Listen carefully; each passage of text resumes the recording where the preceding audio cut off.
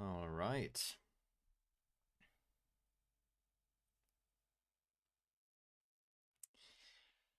And with that, good morning, good day, good evening, wherever you are. I thought about it for a bit, whether it would be awkward to, in the stream, move on to Boros while I haven't even uploaded the Golgari video, but in the end I decided like this is my set time to do research for the mainline videos, because otherwise like I barely ever take the time to actually do it, because it takes quite a bit of time, and in the end it speeds up the process of making the videos, even though the editing of course still takes quite a while. But nonetheless, I will get back to editing the green black video later, so don't you worry about that. In the meantime, let's move on to a color that I presume to be one of the more boring color combinations. I think notoriously for me, I like Selesnya the least. Green white is pretty much all about either tokens or +1/+1 counters. And I suspected the other very aggressively slanted color combination here to be similarly one-dimensional. But I was positively surprised. I did a pre-screening of around 50 commanders. So out of all the Boros commanders, I selected 50. And then I tried to dial it down to, let's move on to the scene, to around 37 commanders. I did this because in the mainline videos, I really can't talk about more than like 35-ish commanders, because the videos just get so bloated and so tedious to edit. And also, some of these commanders, of course, have a lot of overlap. So if I didn't see anything new that I could add to a discussion around these archetypes, then yeah, I just left them out. Without further ado, I think I'd like to start with Agro's Kos, Eternal Soldier, a 4-mana 3/4. It has Vigilance, it's a Spirit Soldier. And whenever it becomes the target of an ability that targets only it, you may pay 1 generic and a split Boros mana. And if you do, copy that ability for each other creature you control that ability could target. Each copy targets a different one of those creatures. This effect we've seen on a couple of cards. So for example, and immediately I'm blanking on the name. I know there is a goblin that starts with a Z, I believe. It costs 4 mana and is... There's no rarity here. We should find it. Yeah, Zada Hidden Grinder has pretty much the same effect, maybe a bit better. So 4 mana, 3/3, Goblin Ally. Whenever you cast an instant or sorcery spell that targets only Zada, copy that spell for each other creature you control that spell could target. Each copy targets a different one of those creatures. So immediately we see the upside of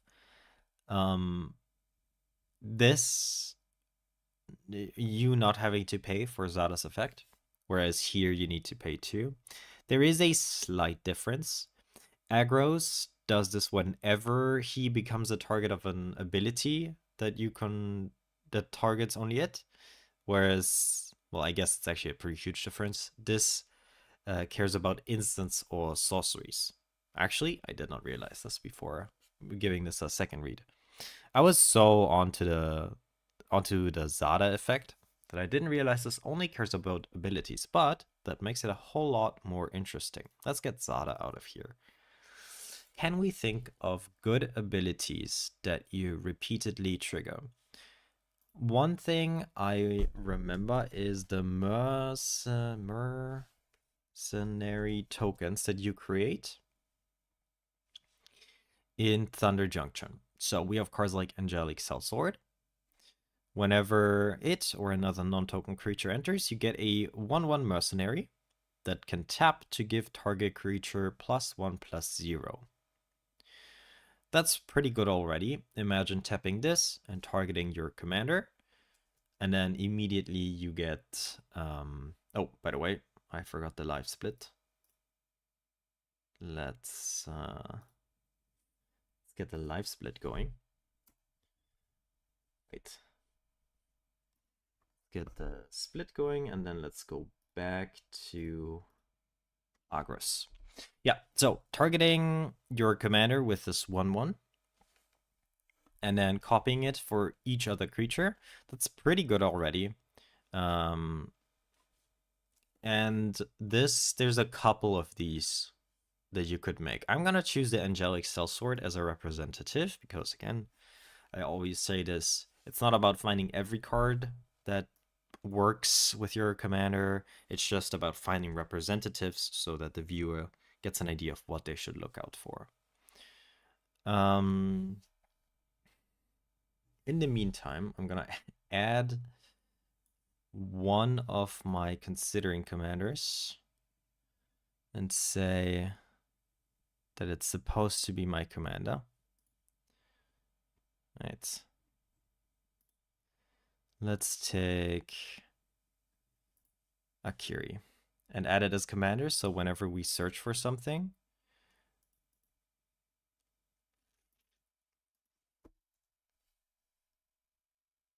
oh god, I should have copied one of the names. So that whenever we go into the search, we only get red and white cards suggested. It's a bit annoying in my opinion that you can't set a default, but yeah. This is one of the commanders that I ended up cutting, down from 50 to 37 now, because while it is a cool commander, I love the artwork, I love the flavor, I didn't find anything interesting that I could talk about for Annex and Saimid.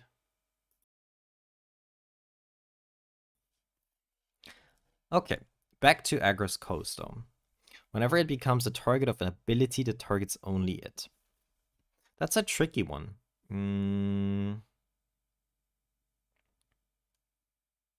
Becomes a target of an ability.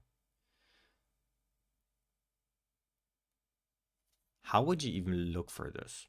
I think this one is so out of the ordinary that I would go to EDH first in this case to get an idea of what we should be looking out for. Because I personally don't know how I would search for it on Scryfall. So let's see. Because like you can look for activated abilities and then target. I guess that's something you could do. We are looking for Double Strike, of course. We are looking for Trample. Let's see what a card like this does. Whenever Thundering Raiju attacks, put a +1/+1 counter on target creature you control, and then it deals X damage to each opponent, where X is the number of modified creatures you control other than Thundering Raiju. Okay.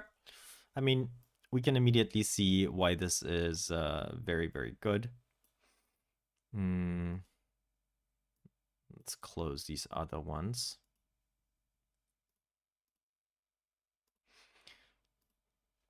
Thundering Raiju, I would say, onto the list. Thundering Raiju.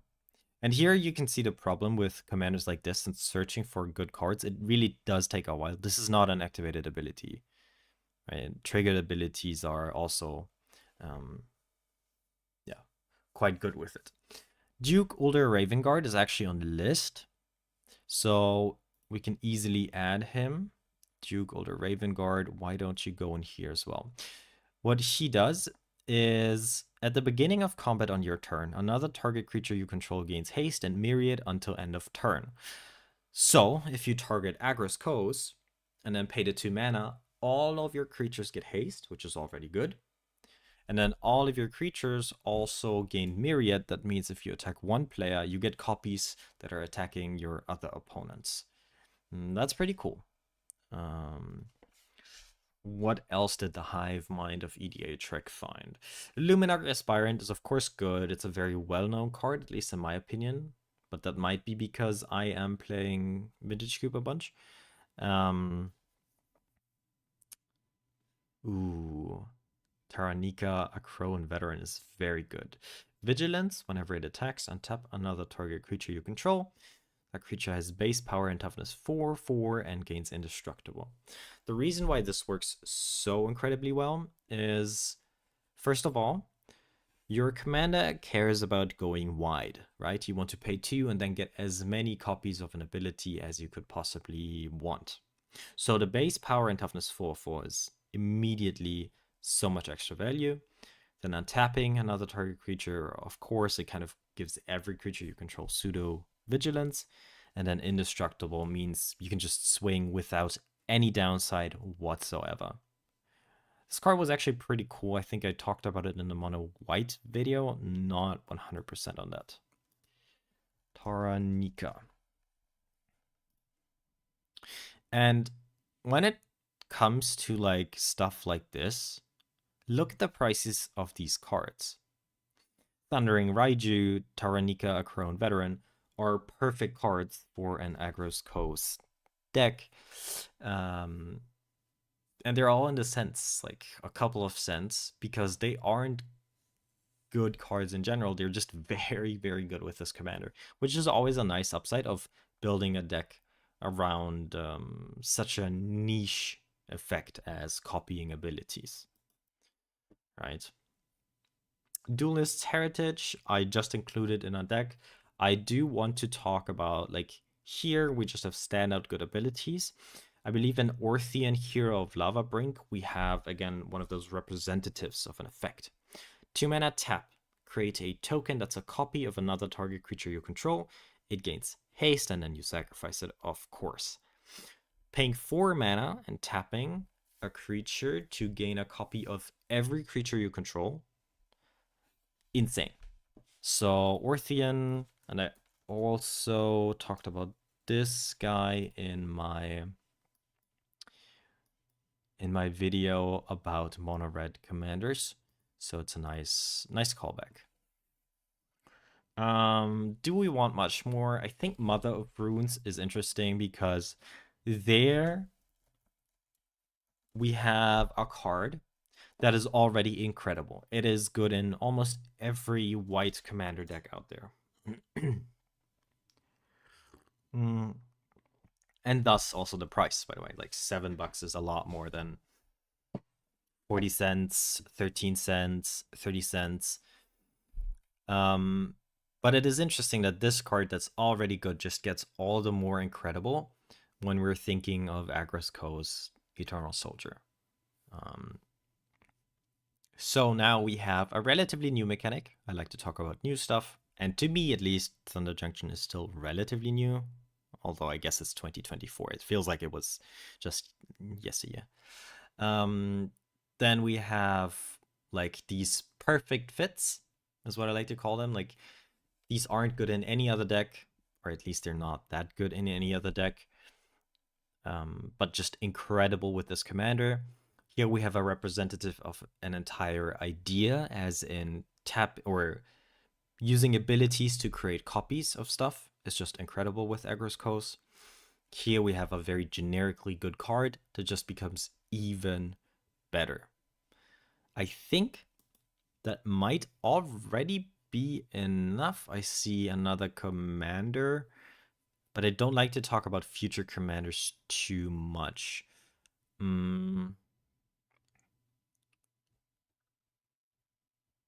Yeah. So maybe I'll give like a shout out to triggers that happen on attack and the other cards. All right.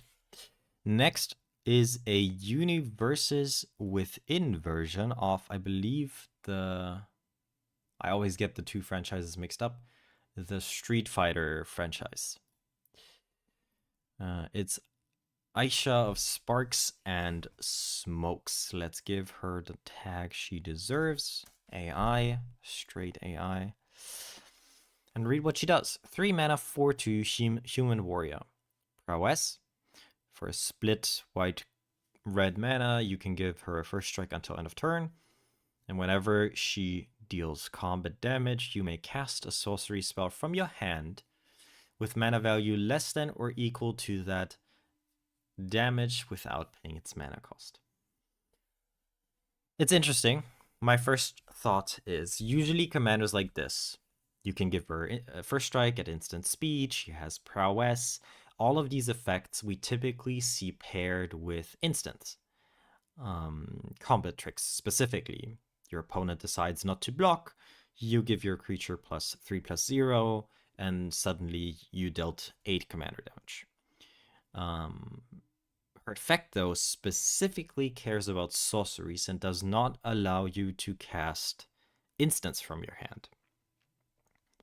My first vision of a deck like this is you still play those instant speed combat tricks, especially stuff that gives trample. And then the sorceries will be something very different that we'll get to in a second. So let's look for instant and trample, and just for like the purpose of cutting down the results, we'll look at only 1 mana cards because, well, you know, those are the most efficient ones. Built to smash. Target attacking creature gets +3/+3. If it's an artifact creature, it gains trample, so not quite as good. But Dreadmaw's Ire is kind of the perfect card we're looking for. 1 mana, attacking creature gets +2/+2, triggers prowess of our commander, and yeah, trample, and a nice secondary effect that in commander, whenever this creature deals combat damage to a player, destroy target artifact that player controls. This effect is just always online in commander, where everybody's playing Soul Rings and Signets. Let's see if we find one more card. We don't need to, but Might of the Meek is, you know, good in a different way. It doesn't buff the commander itself, but it does give trample, which is more important. We're looking for evasion because our ability triggers off of dealing damage, so we don't want to get chump blocked. And it replaces itself. So that's very nice. And then the sorceries we will be playing are, of course,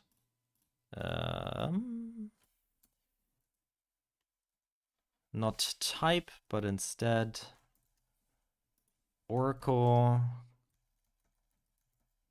Additional combat steps is what we're looking for. And then type sorcery. We'll be getting in. We'll tap our commander. Oh, damn it, I forgot the live split. We'll be getting in with Aisha. We'll play our combat tricks. We'll give our commander trample. We'll deal a bunch of damage. And the sorceries we will be playing from our hand for free are the Relentless Assault of this World. 4 mana sorcery, untap all creatures that attack this turn. After this phase, there's an additional combat phase, followed by an additional main phase. Yeah. I believe that's the most straightforward way of building a deck like this, is having these incredibly strong combat-oriented sorceries, because they very well align with you having a big commander already, right? Aisha wants to deal a lot of damage to players to get a lot of mana value out of her paragraph, and that's the easiest way. We could also think about extra turns. So let's see if there's until end of turn. Let's see if we find them with extra turn, I believe is the wording they use on cards. Yeah. So the last chances, the Warrior's Oath of this World could be interesting. The upside here is that they're very castable. Both of them are 2-mana spells, 2-mana sorceries that give you an extra turn. Of course, the downside is at the beginning of the turn's end step, you lose the game. But nonetheless, like, this could be your way to win the game in a big swing. Rise of the Eldrazi, I don't actually know. Spell can't be counted. Destroy target permanent. Target player draws for a card. Take an extra turn after this one. And then exile this card. I find it funny. I'm going to talk about it. These two are the same card. They're going to take up 1 slot. And then Rise of the Eldrazi is like a fun meme card that you could be playing. Although admittedly, like 12 damage is quite a lot. Let's add some cards to the tag. All right. So that's the baseline. Can we find something different? We have a 3-mana 4/2 prowess against first strike. We have the combat tricks to deal a bunch of damage. And then we have the big sorceries as payoffs, most of them combat oriented. We could just try and do a generic sweep of high mana value sorceries. I think that's something I want to do because right now it's very one-dimensional. So let's look for a sorcery. And then let's say mana cost, we are looking for greater than 5. We're looking for sorceries that cost 6 or more mana. We have a bunch of stuff that destroys everything. That's not exactly what we want here. And stuff that gets too expensive becomes unrealistic.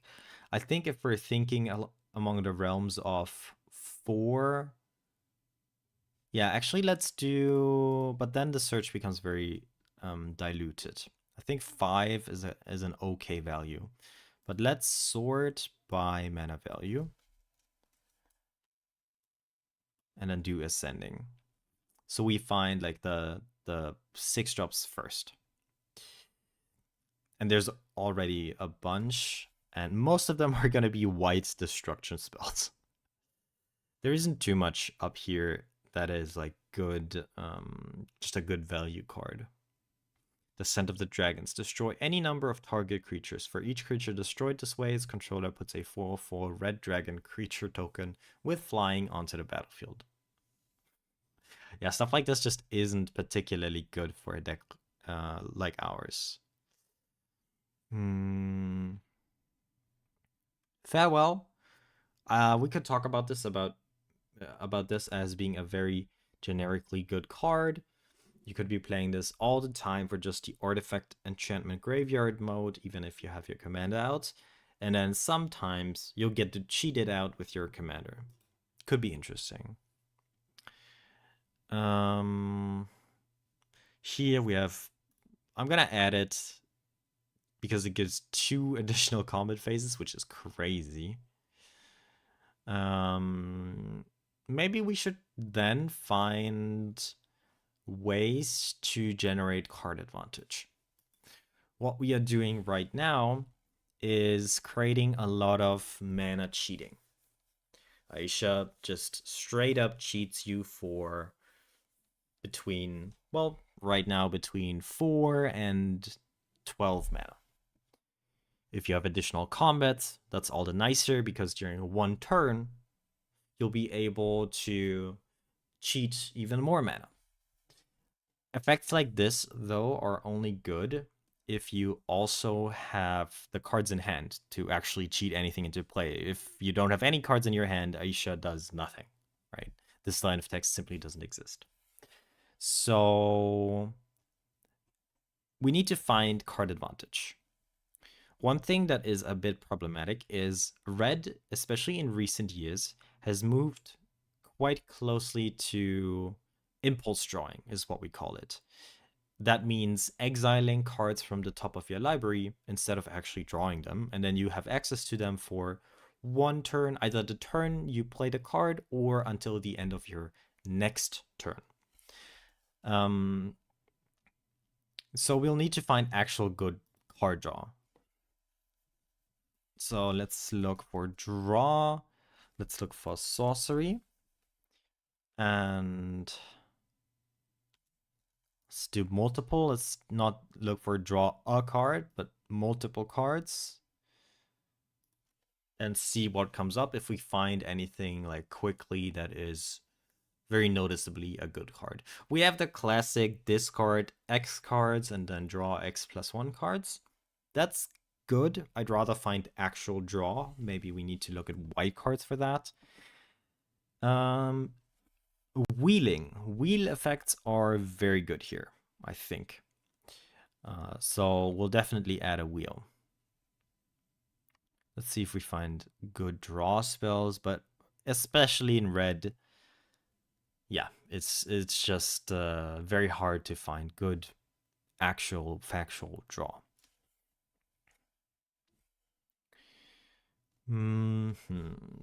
Night and Day, Abysmal Mechanics. We could just take a card like Pirate's Pillage as additional cost, discard a card, but then draw 2 cards and create your treasure tokens. This is card advantage. It is +1 card. It's just not very spicy in a way. Secret Rendezvous, I think, is a very good card advantage spell in Commander. It makes you and target opponent draw 3 cards. You can just choose the person that is, you know, the least of a threat, or the person that is actively helping you because maybe you're trying to bring down the strongest player. This is very good. I like Temporary Truce, but this is not the deck for it. It's a 2-mana sorcery. Each player draws up to 2 cards. For each card less than 2 a player draws, the player gains 2 life. So it gives everybody the option of either gaining between 0 and 4 life and drawing between 0 and 2 cards. We could take Wheel of Fortune as a representative.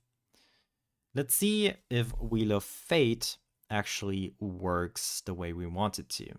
Wheel of Fate is, of course, a play on Wheel of Fortune. It's a sorcery. Each player discards their hand and draws 7 cards. The trick here, it doesn't actually have a mana cost. Instead, you need to suspend it and then wait 4 turns for this effect to come off. What's very nice about Aisha, though, and I believe this to be true, let's see if the exact wording lines up. When Aisha deals combat damage, you may cast a sorcery spell from your hand with mana value less than or equal to that damage without paying its mana cost. This is a very common trick that works with cascading into these cards, is their mana value is 0. They don't have a mana cost, so you can't pay that cost. But Aisha specifically says you can cast a card without paying its cost. So even if Aisha only deals 1 damage, which is the minimum for this ability to trigger, you could still cast Wheel of Fate because, again, its actual mana value is 0, even though it doesn't have a cost. I think that's a very interesting part of this ability that is worth mentioning, and it's nice that we can pair this, again, thinking in terms of a video, with wheels being a very good form of card advantage. You are super aggressive. You play Aisha on 3, then the next turn you play like Dreadmaw's Ire, you're down another card. You play a Relentless Assault, you're down another card. You might only have 2 or 3 cards left in your hand at this point. And then with your last combat step, you play Wheel of Fate, discard 3 cards, draw 7 cards. Nice. That is already a very nice package of cards to talk about. But maybe we find a different way to approach this yet. If we're out of clues, it's always worth it to give a quick glance at the Scryfall page, at the EDH page to see if we're missing something completely obvious. I don't think so. But let's do it nonetheless. Just to make sure we're not missing the thing that everybody's going to point out in the comments then. These cards are all okay. Double Strike. Yes, Double Strike is actually something I thought of and then forgot immediately. Temur, Battle Rage. We'll play it again as a representative of a bunch of cards. Temur Battle Rage. Why is this card so good? It's a 2-mana instant, and target creature gains double strike. Now, of course, this is always good with any commander that has a bunch of power and wants to deal a bunch of damage.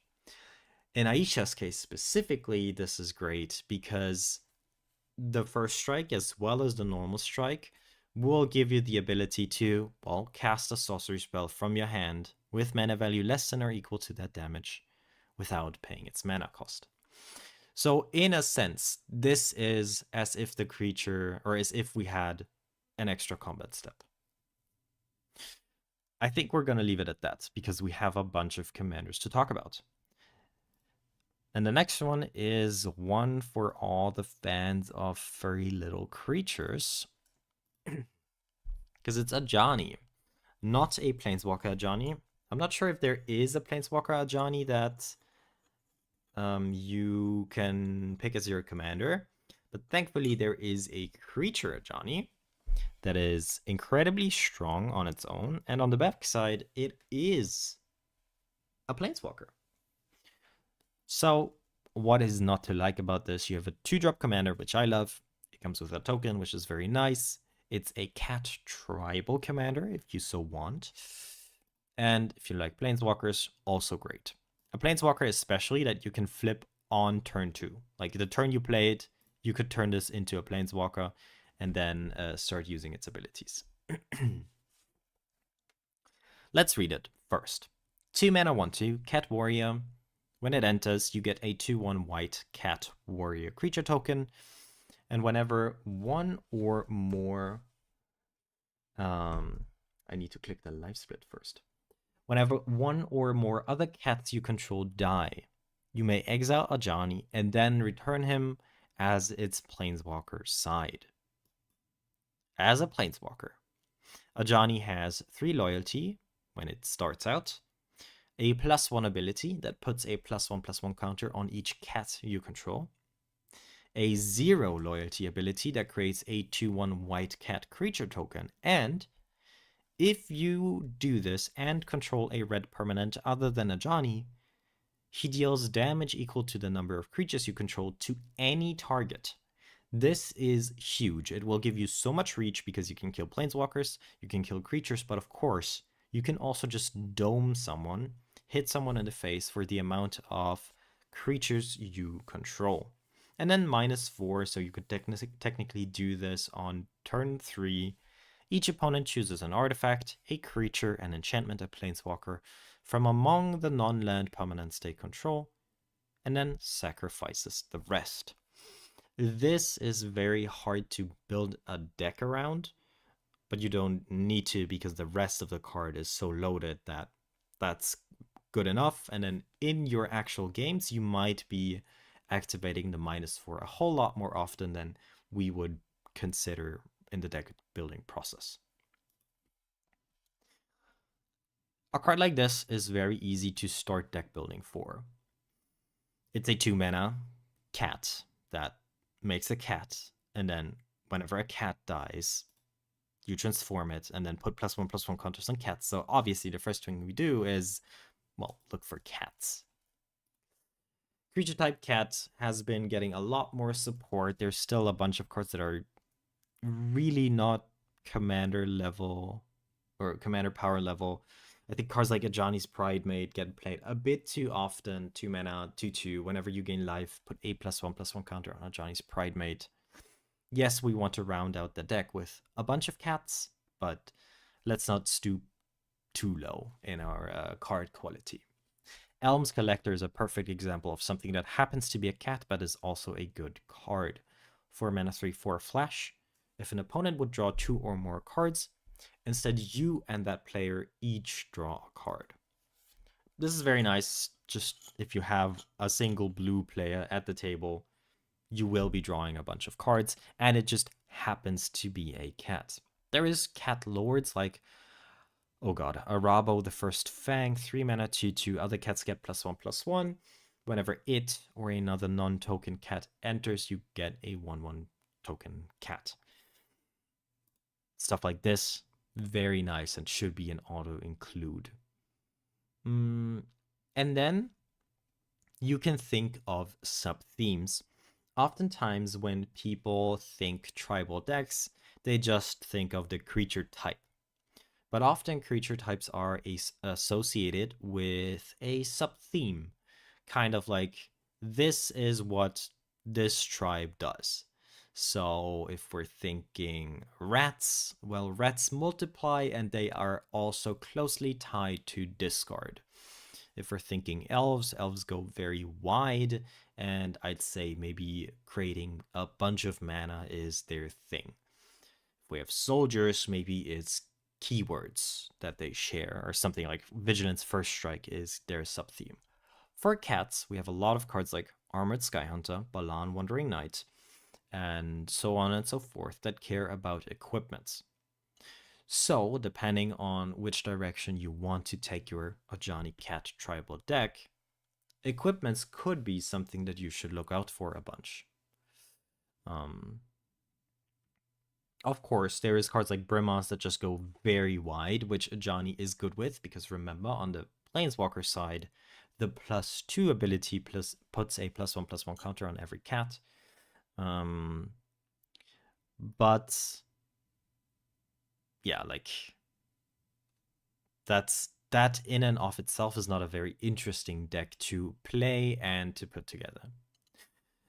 What I want to find out specifically is to find cats that you can sacrifice. Because if we read Ajani, whenever one or more cats you control dies, then you get the Planeswalker. So a card like Felidar Cub is perfect. It's a 2-mana 2/2 cat, which is already, for some people, good enough to include in their cat tribal deck, but it also sacrifices itself to destroy target enchantment, which is, you know, in Commander, this will happen every game that somebody has that one enchantment that taxes everyone that you want to get rid of. Perfect. And then it can also be used to flip your Ajani. And then here, well, if you are playing Spider-Man cards, you could play the cat Spider-Man that happens to be a cat and sacrifice itself to draw a card. I'm not going to include it for various reasons. If we want to flip Ajani quite regularly on turn 2, that means we need to look for things that say sacrifice, and then maybe creature, and that have mana value 1. This could be sorceries that have additional costs, and this could be artifacts that sacrifice creatures. Stuff like this. Barrage of expendables. 1 mana, and 1 mana to activate and sacrifice a creature to have this enchantment deal 1 damage to target creature or player. This doesn't flip Ajani on turn 2. It does flip Ajani on turn 3. Some people might not like the notion of sacrificing your cats, but in the end, that's what you will have to do if you want the flip side of Ajani. Let's see if we can find one more, maybe more well-known example. Yes, stuff like collateral damage you could be playing. But maybe, yeah, like as this is meant as a representative, it could be good to find a card that sees a bunch of play already.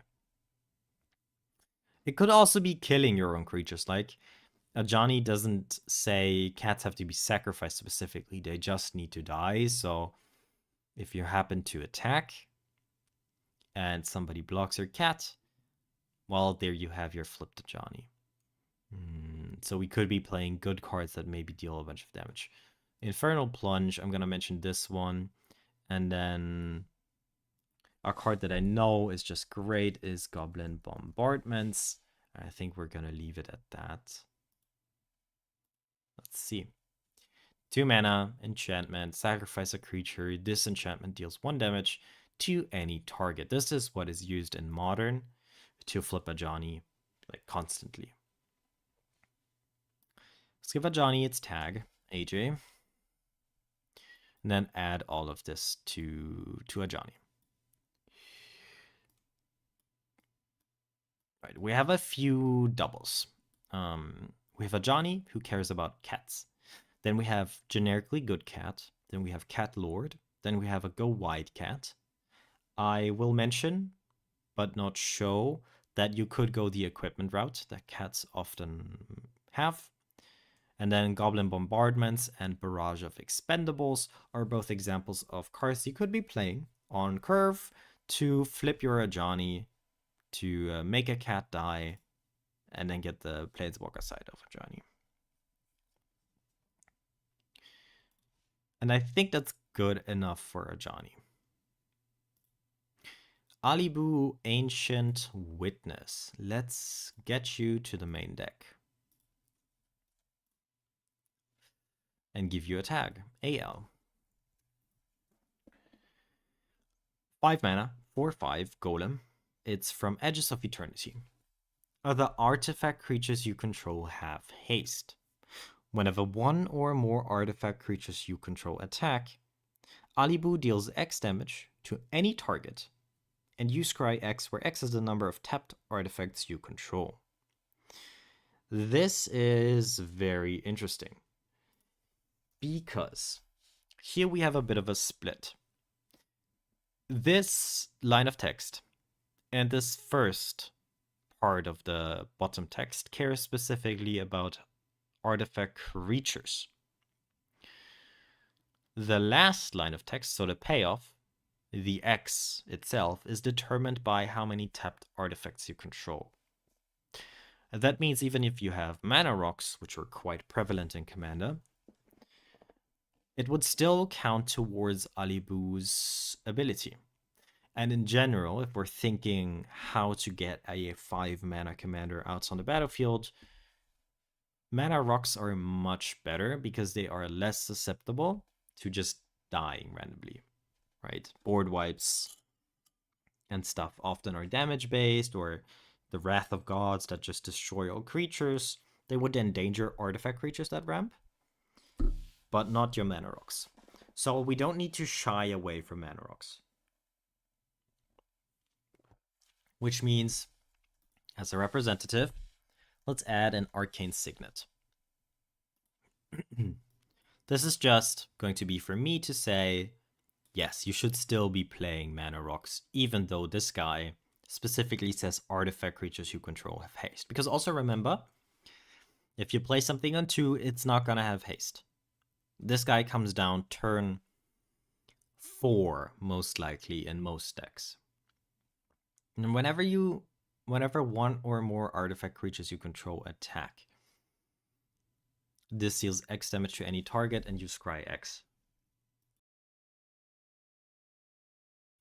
So this is very much go wide. What cards have we seen that like to go wide? First one that comes to mind might not be the best one, but it's a classic. It's Myr Battle Sphere, a 7 mana 4/7. It comes with 4 1/1 colorless Myr artifact creature tokens. So remember, theoretically, all of these have haste. And whenever it attacks, you may tap X, untap Myr you control. If you do, this gets +X/+0 until end of turn and deals X damage to the player or planeswalker is attacking. So you play this on 5, and then maybe next turn for some reason you can play a Myr Battle Sphere. You get in, you tap your 4 Myrs, this attacks as an 8/7. It deals 8/7 to the player, and then if you want, you can deal 8/7 to the player again, or kill maybe a blocker and scry X. Myr is certainly one of the artifact types or subtypes that go wide. We've also seen a bunch of cards that make Thoptas, right? A few come to mind. Pianala, we're going to add. She isn't considering right now. 2 mana. Thoptas you control with haste whenever you play a land from exile or cast a spell from exile. Okay, maybe she won't get added. You create a Thopta. Here, this guy creates servo creature tokens for paying mana.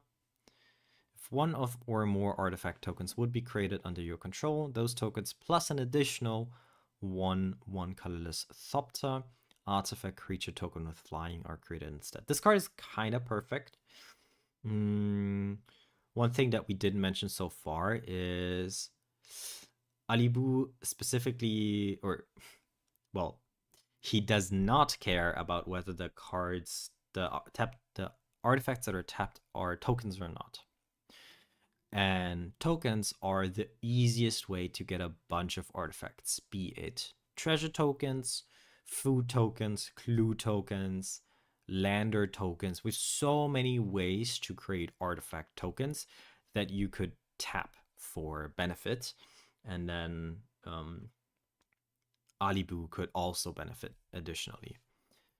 We have Thopters, and this guy mentions them already. Let's find a representative for a servo maker, a good card that just happens to make servos.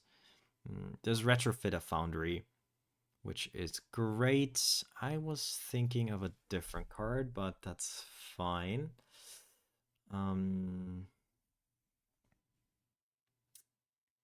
But this card is kind of perfect because it taps itself and it's a good card. So that's fine. So if we go to Alibu, we can talk about how mana rocks are still okay, even though this cares about artifact creatures. We can talk about Mirror Battle Sphere as kind of a doubler of this effect that comes with a bunch of tokens, and about Mirror as an artifact creature type that goes wide. We have Thopters here and Servos here on good cards. Now we can talk about the Academy Manufacturer. Academy Manufacturer.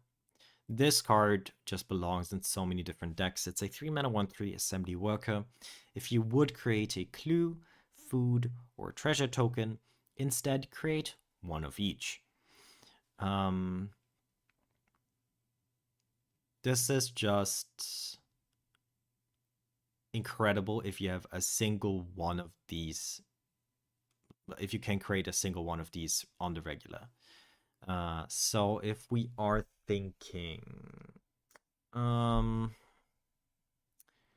let's just look for, because I never play the card, enchantment, and let's look for treasure. We are in red and white. We can make so many treasures and clues. It's incredible. Let's just choose one for the sake of it. Monologue text. Whenever an opponent casts their second spell each turn, you create a treasure token. Easy peasy. You get a bunch of artifacts.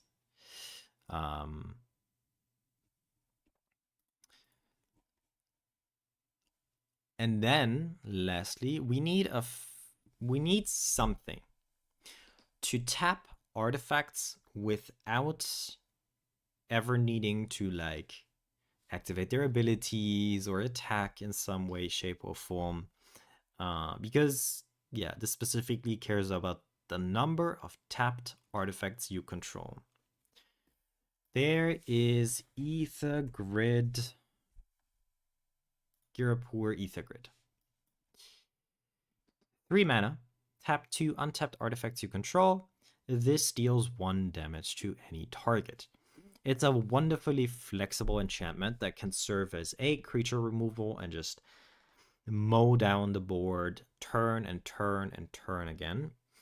Or at a certain point, you can start going face and using all those useless treasure clue food tokens to repeatedly ping someone.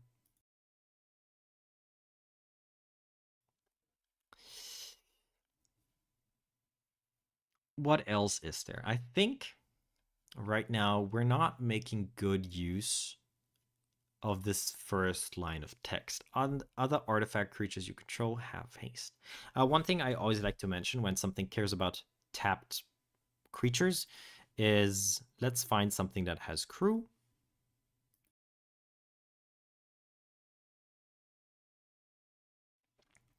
Vehicles have opened up a lot of possibilities for these commanders that care about tapped stuff, because of the word crew is worded.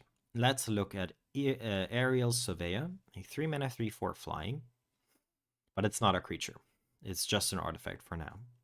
Whenever it attacks, if defending player controls more lands than you, search your library for a basic Plains card, put it onto the battlefield, tap, then shuffle. So this is the classic white catch-up ramp mechanic. On its own, this is not a creature because it has Crew 2. Crew 2 means you need to tap creatures with combined power of at least 2. It does not matter how much power you put in this little aerial surveyor. You could be tapping creatures with 1,000 combined power. It could be 200 creatures that are piloting this aerial surveyor.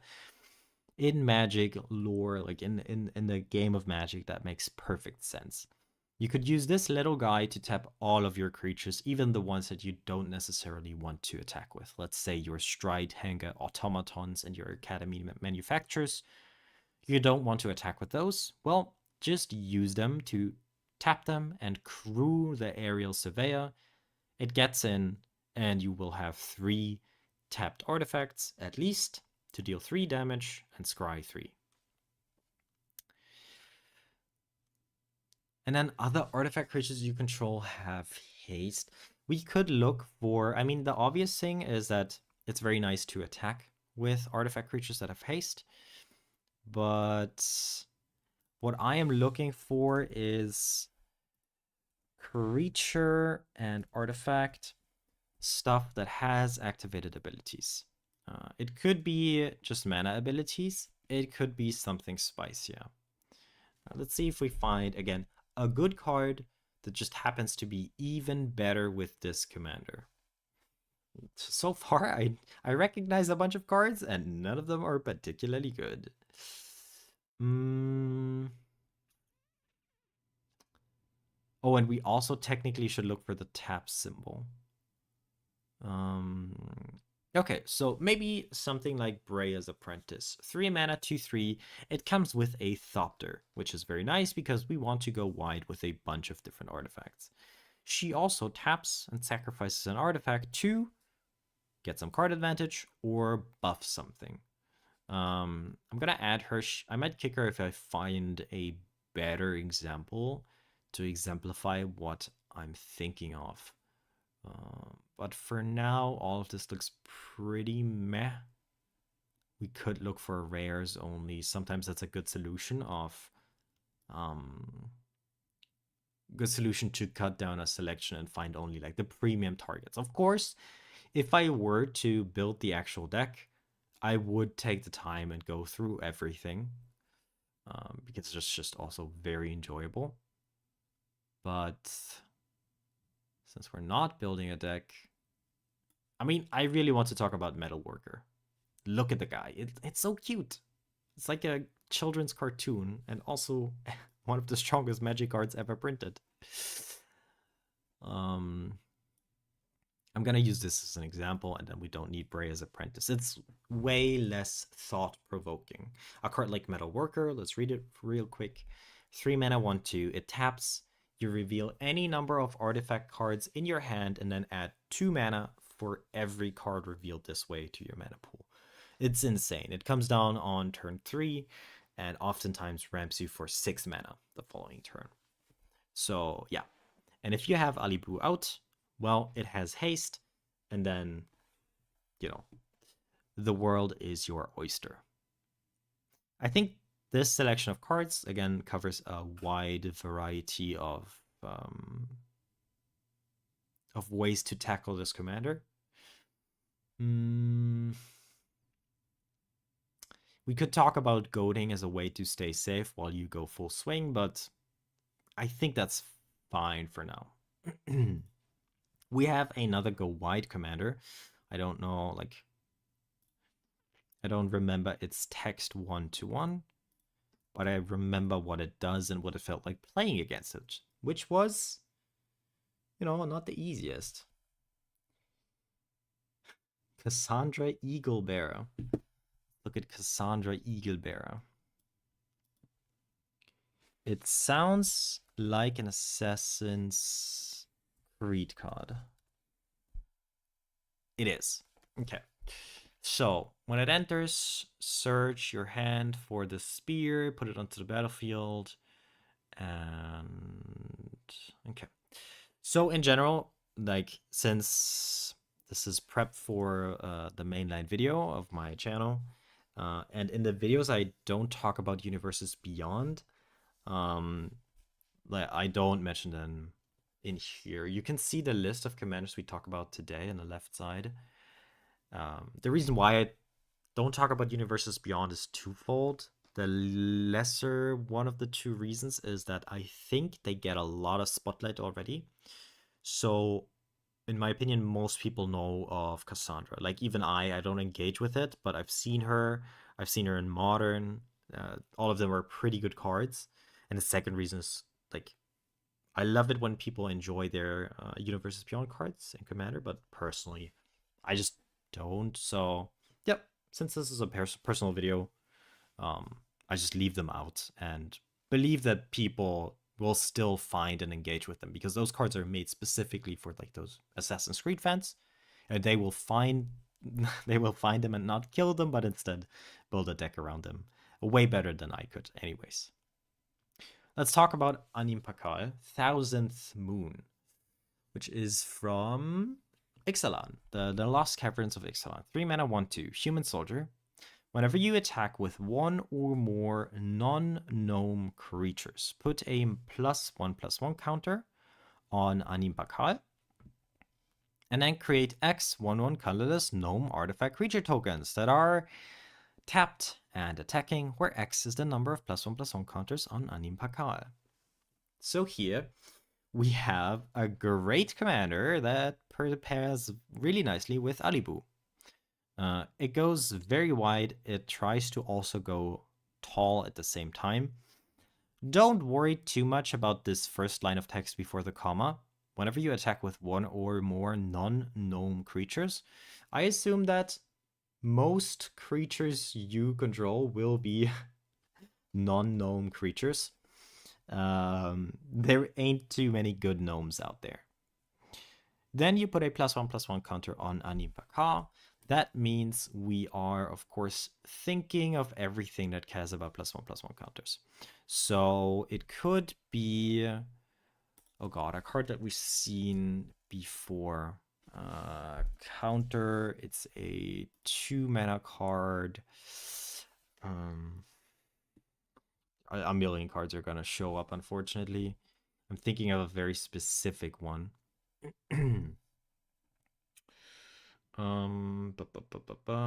See if we find it real quick. If 2 more. We could be talking. No, this is charge counters. It's probably a cleric. I'm gonna give it a try. Let's look for type cleric. And I'm thinking of Luminarch Aspirant. 2 mana, 1/1.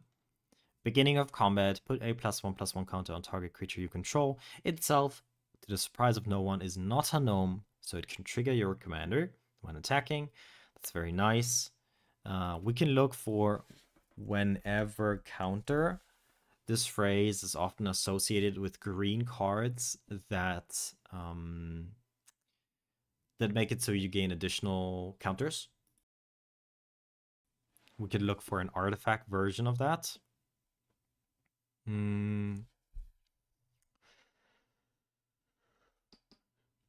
But I don't think there's much here. And stuff like Archangel Thune is just insanely well, or works insanely well with this. 5 mana, 3/4, flying lifelink. Whenever you gain life, put a +1/+1 counter on each creature you control. On the one hand, this is very nice because it grows your commander.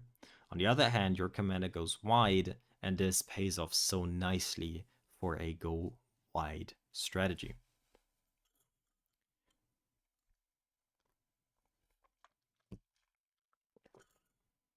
Bazrikit, 3 mana, Planeswalker. I know Planeswalkers are not particularly good in Commander because they're just, they have a target on their back as soon as they come down. Put a +1/+1 counter on up to target creature. It gains indestructible until end of turn. This is very nice because ultimately you could just be attacking with your commander because it is a non-gnome creature and trigger it itself. Blade of Bloodchief. This is a card that I've been looking at a bunch now. It's just very strong in a format like Commander where a bunch of cards die all of the time. 1 mana and equip 1, so super cheap, low investment.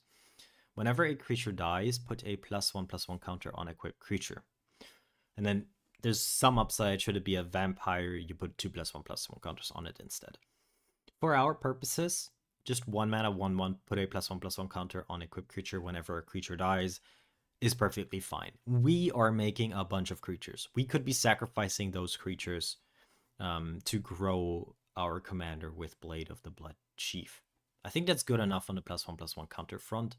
So let's go back. I believe she still needs a tag, maybe? Yes. AN. Save. So we have cheap and efficient creature that can attack on turn 3 when you play Anim. And she will already have put a +1/+1 counter on Anim. This is like the perfect on-curve creature. We have a good artifact that can grow your commander to infinity. We have a card that nicely combines growing your commander with making your go wide plan work even better. And then Bazrikit I might not mention because it's a planeswalker and probably it's not going to be unplayable, of course. There's going to be some good games for a Bazrikit, but in general, planeswalkers, I feel, underperform. Although I might have a bias against them. I will admit that.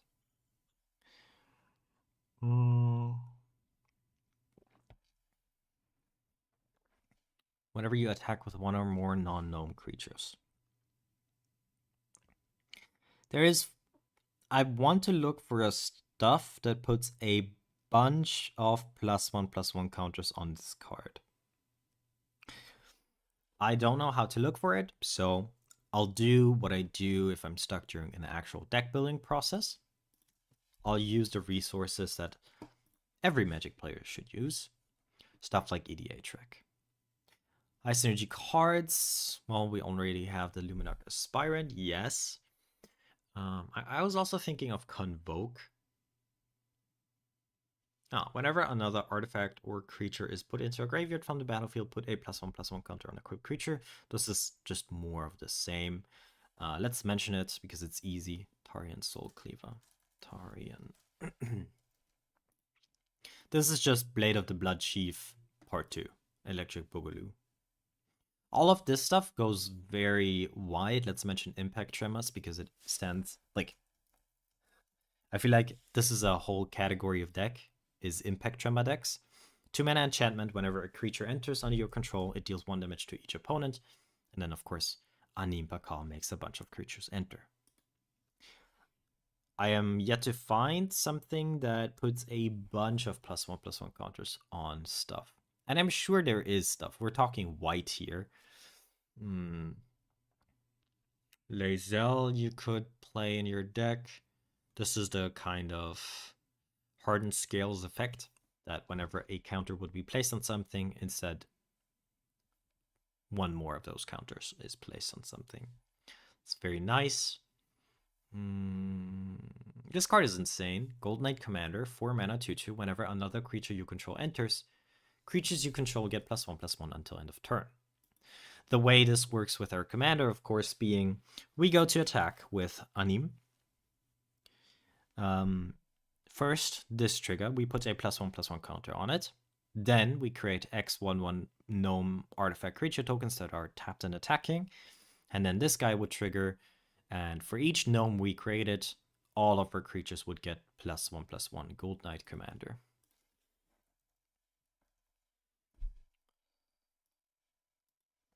And still, we are looking for something that makes or that grows our commander into infinity.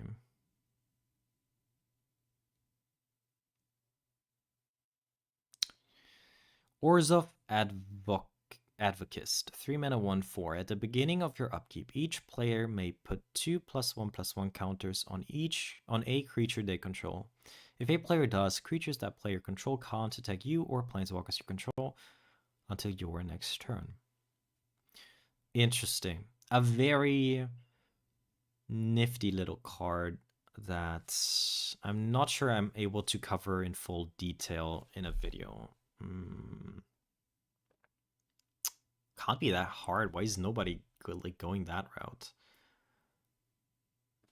Maybe we need to find a different subcategory here. It could just be this. Noble Heritage, I kind of remember. 2 mana background.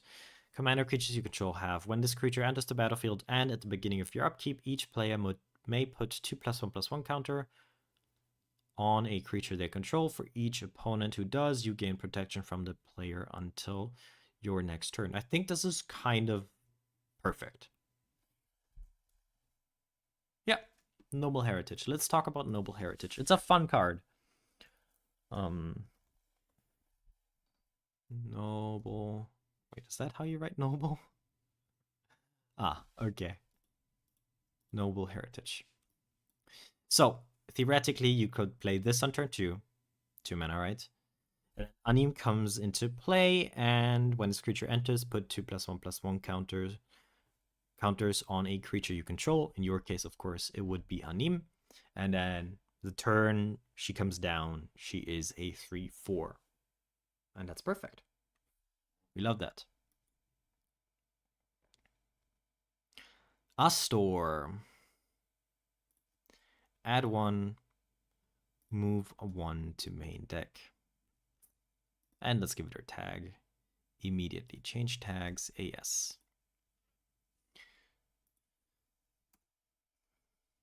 Okay. 4 mana, 4/4, Human Warrior. When it enters the battlefield, look at the top 7 cards of your library. You may reveal an equipment or vehicle card from among them and put them into your hand. Put the rest on the bottom of your library in a random order. Why would you be playing these cards? Well, because equipments you control have Equip 1, and vehicles you control have Crew 1. That effect is pretty insane. Let's first go down the vehicle route of this and look for Crew. And we are specifically looking for cards, not like Adrestia here, 3 mana 4/3 Crew 1.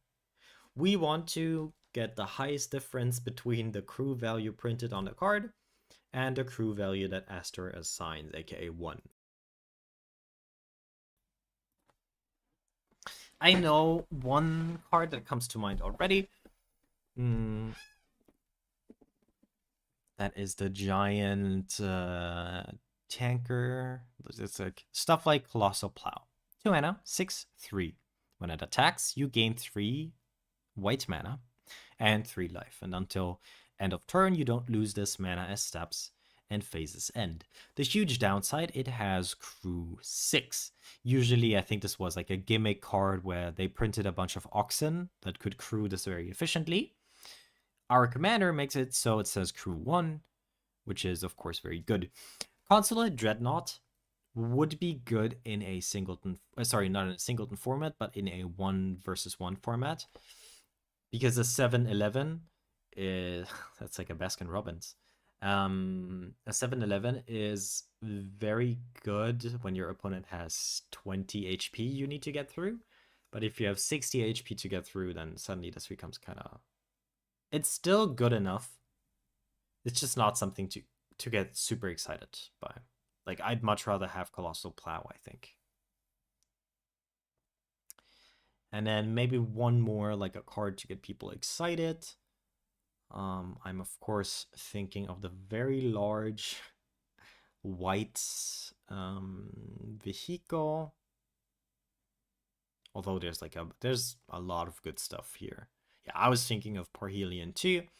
It's very expensive, which unfortunately you don't get to cheat, but it has flying, first strike, vigilance, and when it attacks you get 2 4/4 white angel tokens with flying and vigilance that are attacking. And it has crew 4.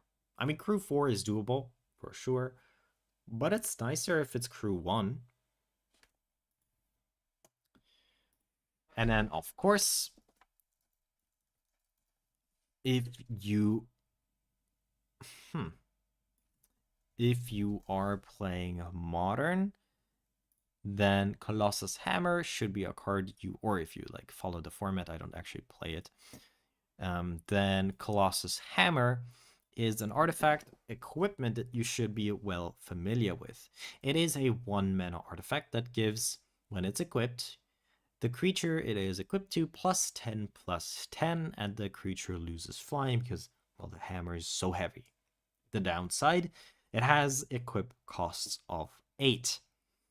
Well, it doesn't. Not if Astor is on the battlefield. This is the very typical example of low mana value, and then you find a way to cheat the equip cost. There's a bunch of stuff like this. We could be including Cauldra Completed.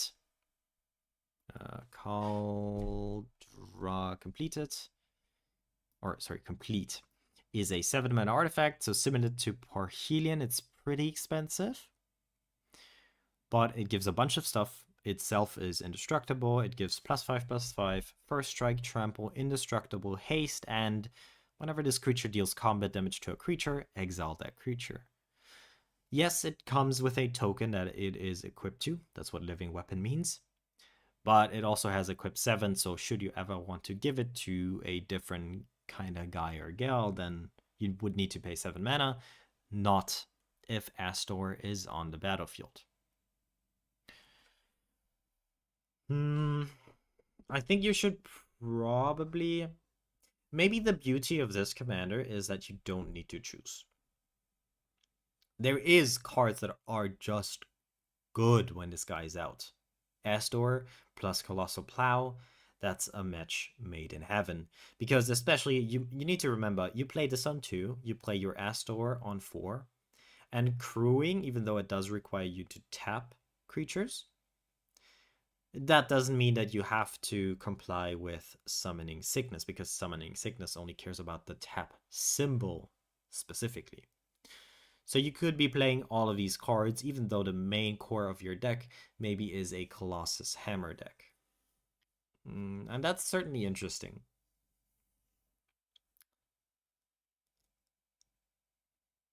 Do I have more to say about this commander? I think we'll get more opportunities to talk about effects like this. So let's move on to Bassandra. I mean, we do need to... Whoops. Let's add one more and move one to the sideboard. And then give it the tag BA. This one, I will admit... Oops. I think I'm too far along. Oh, Bassandra is not in the... Not included in the images. Is that true? No, there she is. Okay. Bassandra, Battle Seraph. 5 mana, 4/4 flying, because it's an angel. Players can't cast spells during combat. That does include you.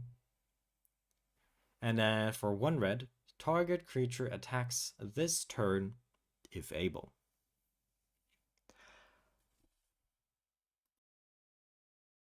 Excuse me, I'm a bit tired. This is goad, but bad because people can still attack you.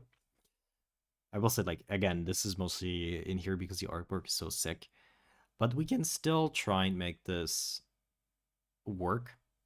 My first idea was to pair this with the Ghostly Prisons of the world. So Ghostly Prison, 3 mana. Creatures can't attack you unless their controller pays 2 for each creature he or she controls that is trying to attack you. This is very much meant as, yes, all of your creatures need to attack, but please don't attack me. It's gonna cost you a bunch of money, aka mana. There's a million effects like this. It's a good point. Oh wait, no, Mercy is black, but I'm talking umbrification is that Orification. Orification, that's the card I was looking for. Orification, some people might not know it, 4 mana enchantment. Whenever a creature deals damage to you, put a gold counter on it. Each creature with a gold counter on it is a wall in addition to its other types. Actually, let's get the updated rule text. And then back in the day, being a wall meant it could not attack. Nowadays, this problem is solved by the defender keyword. This effect only lasts for as long as Orification is on the battlefield. This is like one of the best Pillow Fort cards in Commander. It usually means people completely ignore you until they can one-shot you. And then by then you probably have found a way to deal with this. What I find a bit awkward with Bassandra is that you cannot play combat tricks such as like fog effects that prevent all damage should somebody decide to attack you. You can't destroy an attacking creature using an instant because, yeah, she bars you from playing instants during combat as well. What she does not do, however, is prevent you from using abilities during combat. And that is something that we can work with. First, though, I think we should talk about some goat cards. Goat, of course, being a keyword that says, like, the creature needs to attack, but it cannot attack you unless you're the only legal target. Let's take a good representative here again.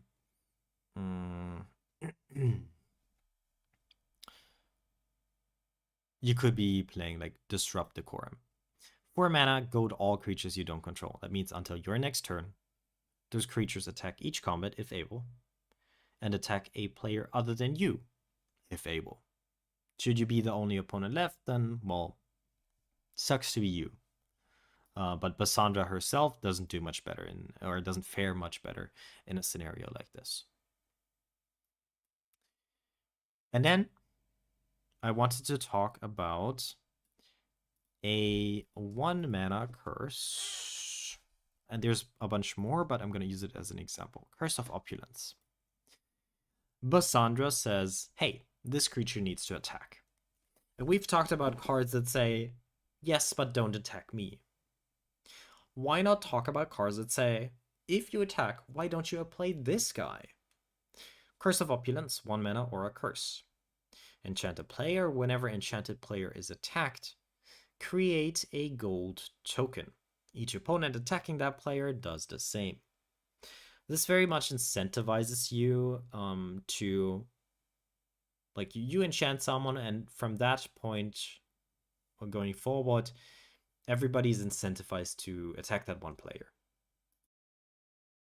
This is definitely not something for every play group. Some people might get actually upset if you make them the #1 target turn 1. But so be it. I think Bassandra would line up really well with a card like this. And then lastly, I want to talk about the fact that, yes, she bars you from playing instants. But what she doesn't do is bar you from using abilities. So let's say we are looking for this effect on a creature, and it cares about attacking. I know a bunch of cards in my head already. Those aren't particularly good. So I'm hoping I find something better that I just can't think of right now.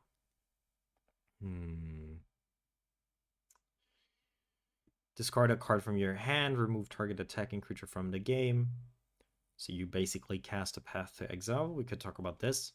Again, it's not particularly good. 3 mana and discarding a card from your hand is quite expensive.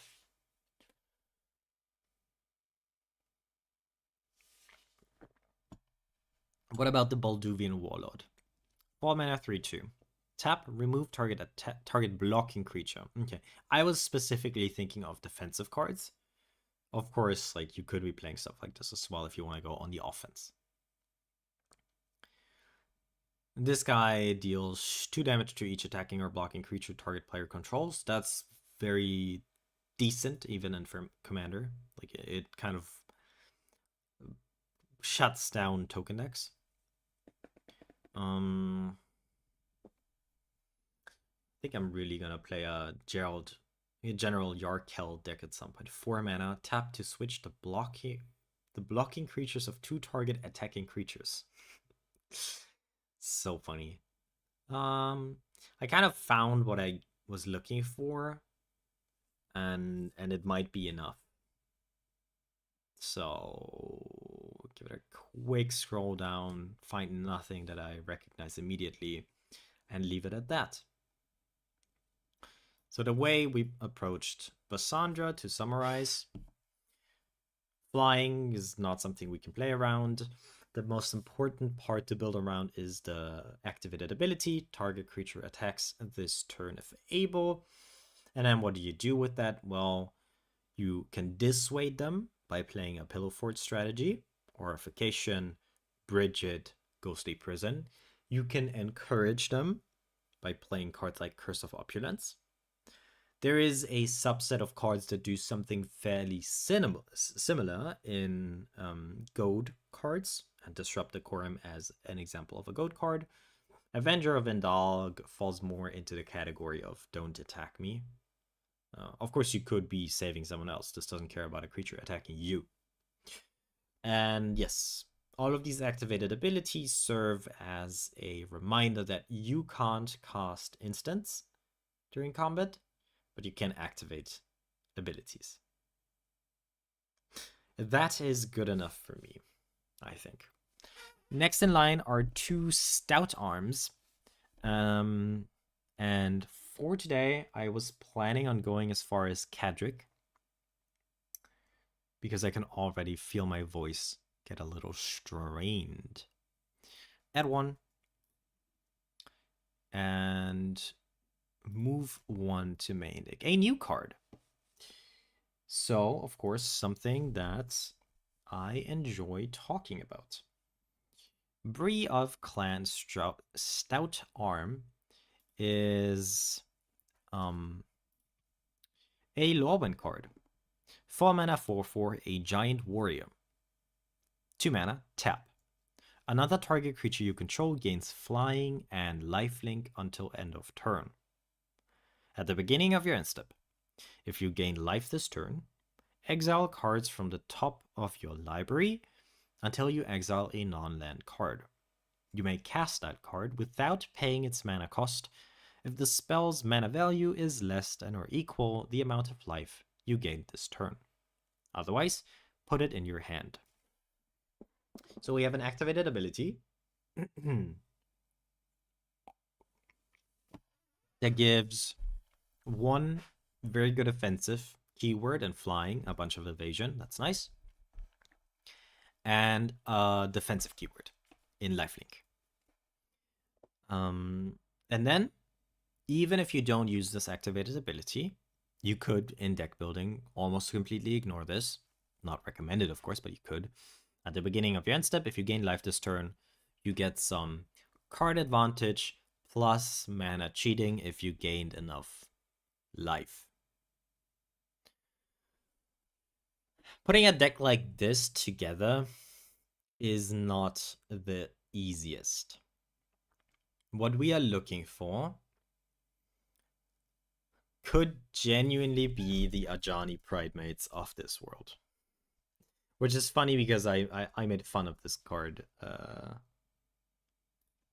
few seconds ago, or a few minutes ago. 2 mana, when you gain life, put a +1/+1 counter on this. Hopefully, you will be gaining a bunch of life. Ajani's Pridemate specifically cares about many small increments of life gain, whereas this will grant bigger chunks, but fewer chunks of life gain. So that is a point of tension, yes. But the example I want to make is this is a huge creature, but it's a big dumb idiot. It's nothing more. It will turn into an 8/8, which is great for 2 mana, but it will get chump blocked by 1/1s until the end of the game. It doesn't have protection, it doesn't have evasion, it does nothing. It does something, however, once it gains flying and lifelink. Then suddenly it becomes a very scary threat that even if your opponent can chump block it with flying tokens, you will still benefit from its being very large.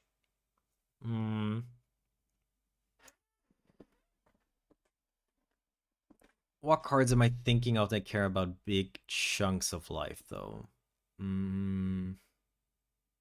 This is something I sometimes like to do.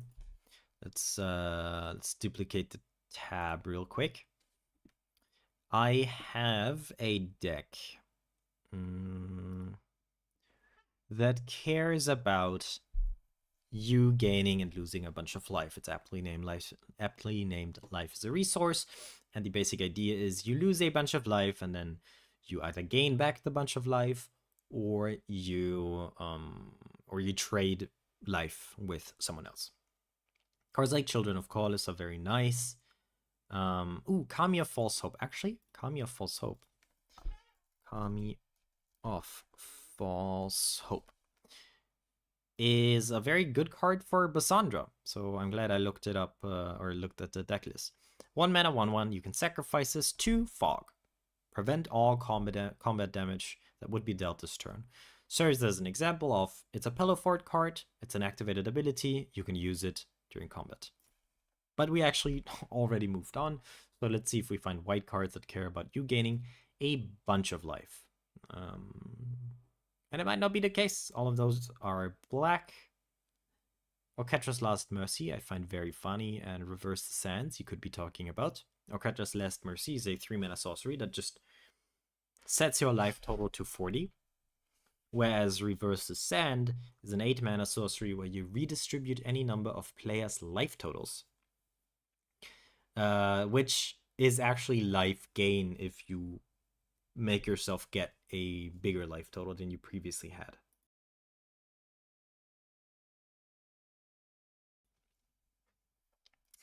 But we didn't find anything here. So I'm stuck in deck building. I'm approaching this the same way that I would when I'm building the deck myself.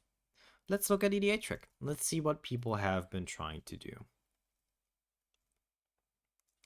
I thought of Exemplar of Light, but I'm looking more for cards that say like put that many +1/+1 counters on it. Actually, that is what I'm gonna do right now. Put that many counters.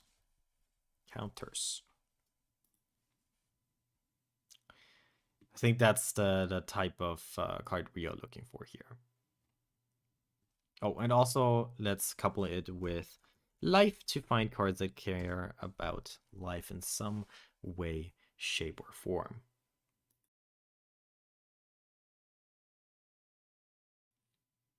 Light of Promise, 3 mana enchantment. Whenever you gain life, put that many +1/+1 counters on this creature is great. I'm not the biggest fan of auras in general.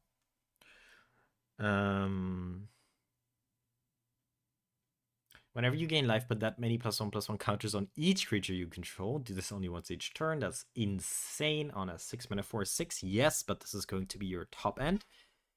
And you will hopefully play this and immediately get a huge benefit off of it.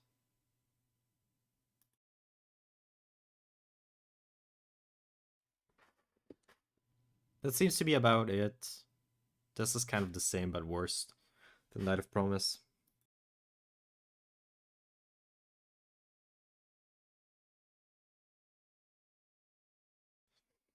Okay. What else? Yeah, people here are talking incremental life triggers. That's probably the easiest way to go. The soul's sisters or soul siblings as they grow and grow and grow. Swords of Plowshares, those are all the like generically good cards. I was thinking of finding big dumb dinos. Like let's talk about the soul guys. The the soul siblings. We're thinking Guide of Souls. To me, this is like the holy trifecta. Guide of Souls, and then Soul Warden, and wait, Soul Attendant should be somewhere here, no? Soul. Maybe not. Soul's attendant. And then Soul's Warden, probably also, right? Yep. Okay. To me, that's the holy trifecta. 1-drops that gain you a bunch of life whenever creatures enter. Of course, Soul's Attendant and Protectora de Almas. Trigger off of just any creature, even your opponent's creatures, which is insanely powerful. Guide of Souls only cares about your creatures, but it has this upside of gaining you energy also, and being able to pay 3 energies to give something a flying counter and 2+1/+1 counters eventually. I wouldn't worry too much about the second part of this ability. There might be special ways, special cards to get the 100% out of this, but in general, that's just a very, very, very good effect. You do exactly what you want to do anyways, and you get rewarded for it. That's the type of commander that just, even when they don't read exciting or strong, turns out to play super well. Just card advantage plus mana cheating on a static ability is very good. What I was wondering is if there is better stuff, like what is the best stuff to give flying and lifelink to? Does anything come to mind of like, wow, this creature would be so good if it had flying and lifelink?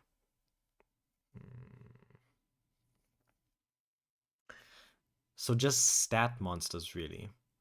Maybe a Johnny's Pridemate is the best example of a stat monster in a life gain deck. We can look a bit further down whether there's like good creatures that I'm missing. Helia is very lame. Sarah's Ascendant. Genuinely, I think this card should just not be in Commander. This card is clearly not designed for the format, and yeah, like I think it's a bit dumb that it's legal. Same for a few other cards. Stuff like Sun Titan, it's not specifically good, it's just good because you want to attack with it. It gains you a bunch of value. Sometimes it would die, instead it doesn't die. Aha! Odric. Lunak Marshal is exactly a card that I was looking for, or an example of a card I was looking for. 4 mana 3/3. At the beginning of each combat, creatures you control gain first strike until end of turn. First strike, flying, death touch, double strike, aka you probably know the drill already. If one of your creatures has this keyword.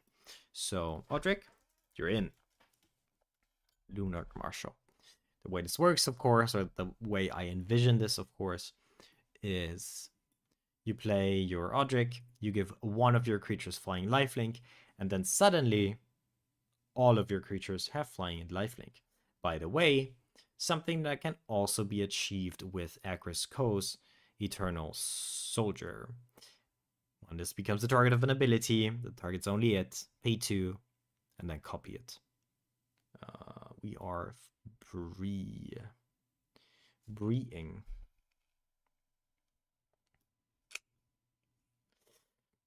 In my head, the flavor of this card is that it like throws them up as you would a little child and then catches them again, and it's super fun and wholesome.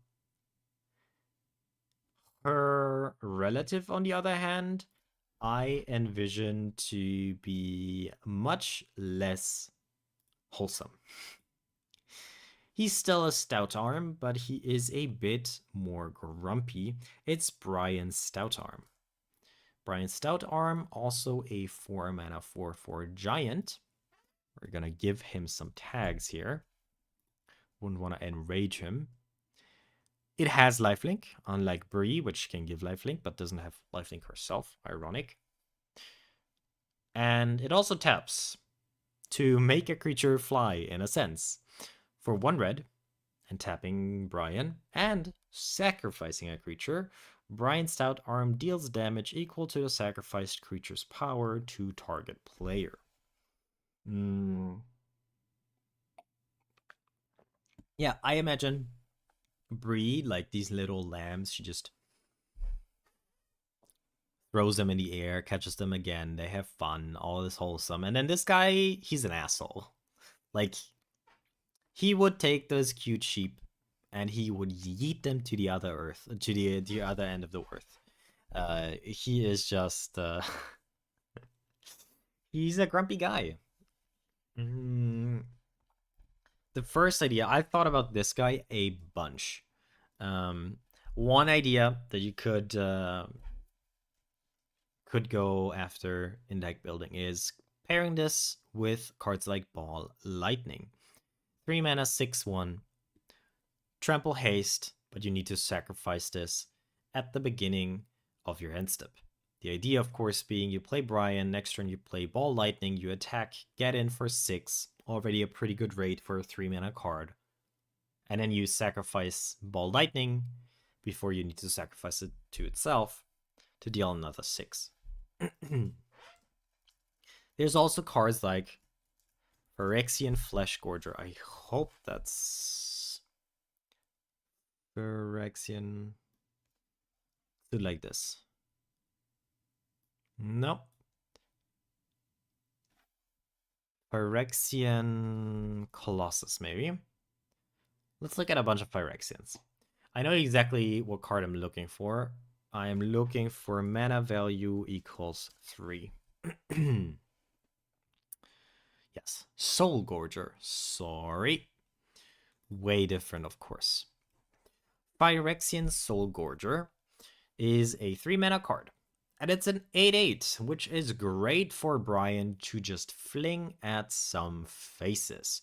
Remember, this can't kill creatures, it only targets players, which is like, is this the face hunter of Magic? Phyrexian Soul Gorger, of course, has a huge downside. It has to. It's a 3 mana 8/8 of cumulative upkeep. Sacrifice a creature. Cumulative upkeep, of course, means it gets an H counter. And then you need to sacrifice a creature for each H counter on it. The idea is that this creature never stays in play.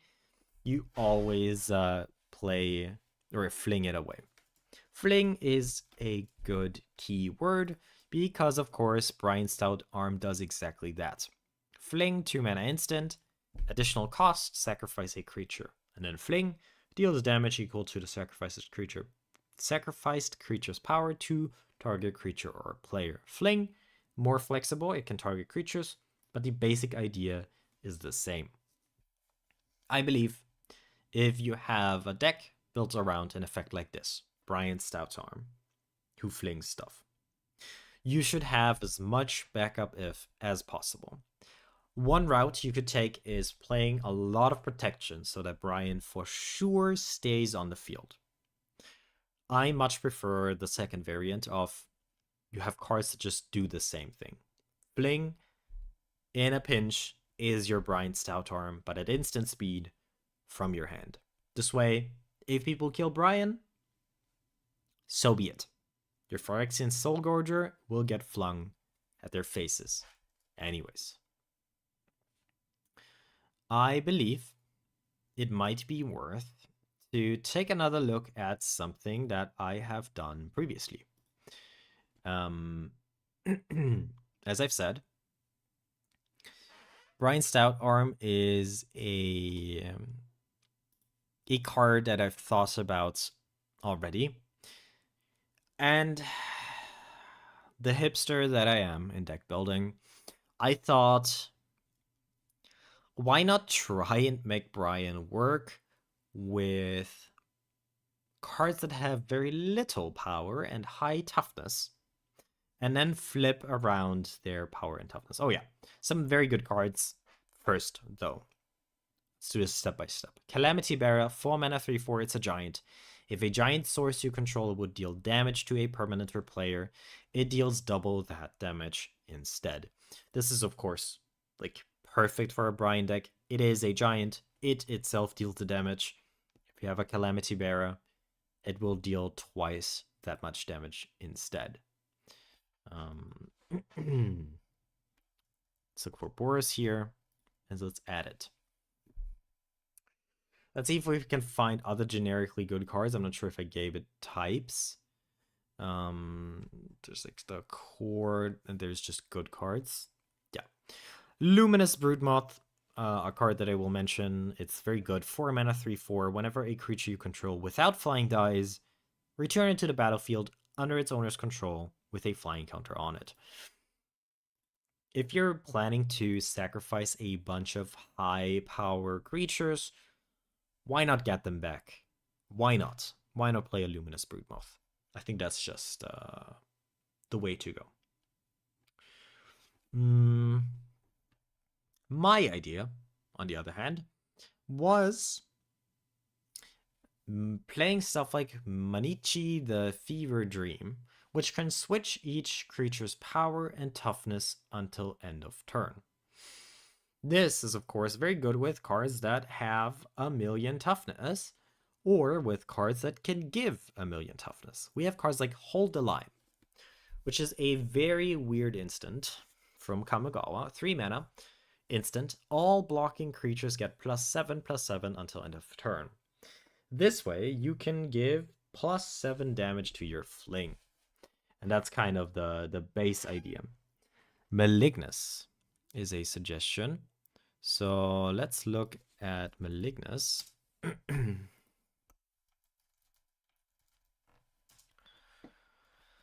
Power and toughness are equal to half the highest life total among opponents rounded up.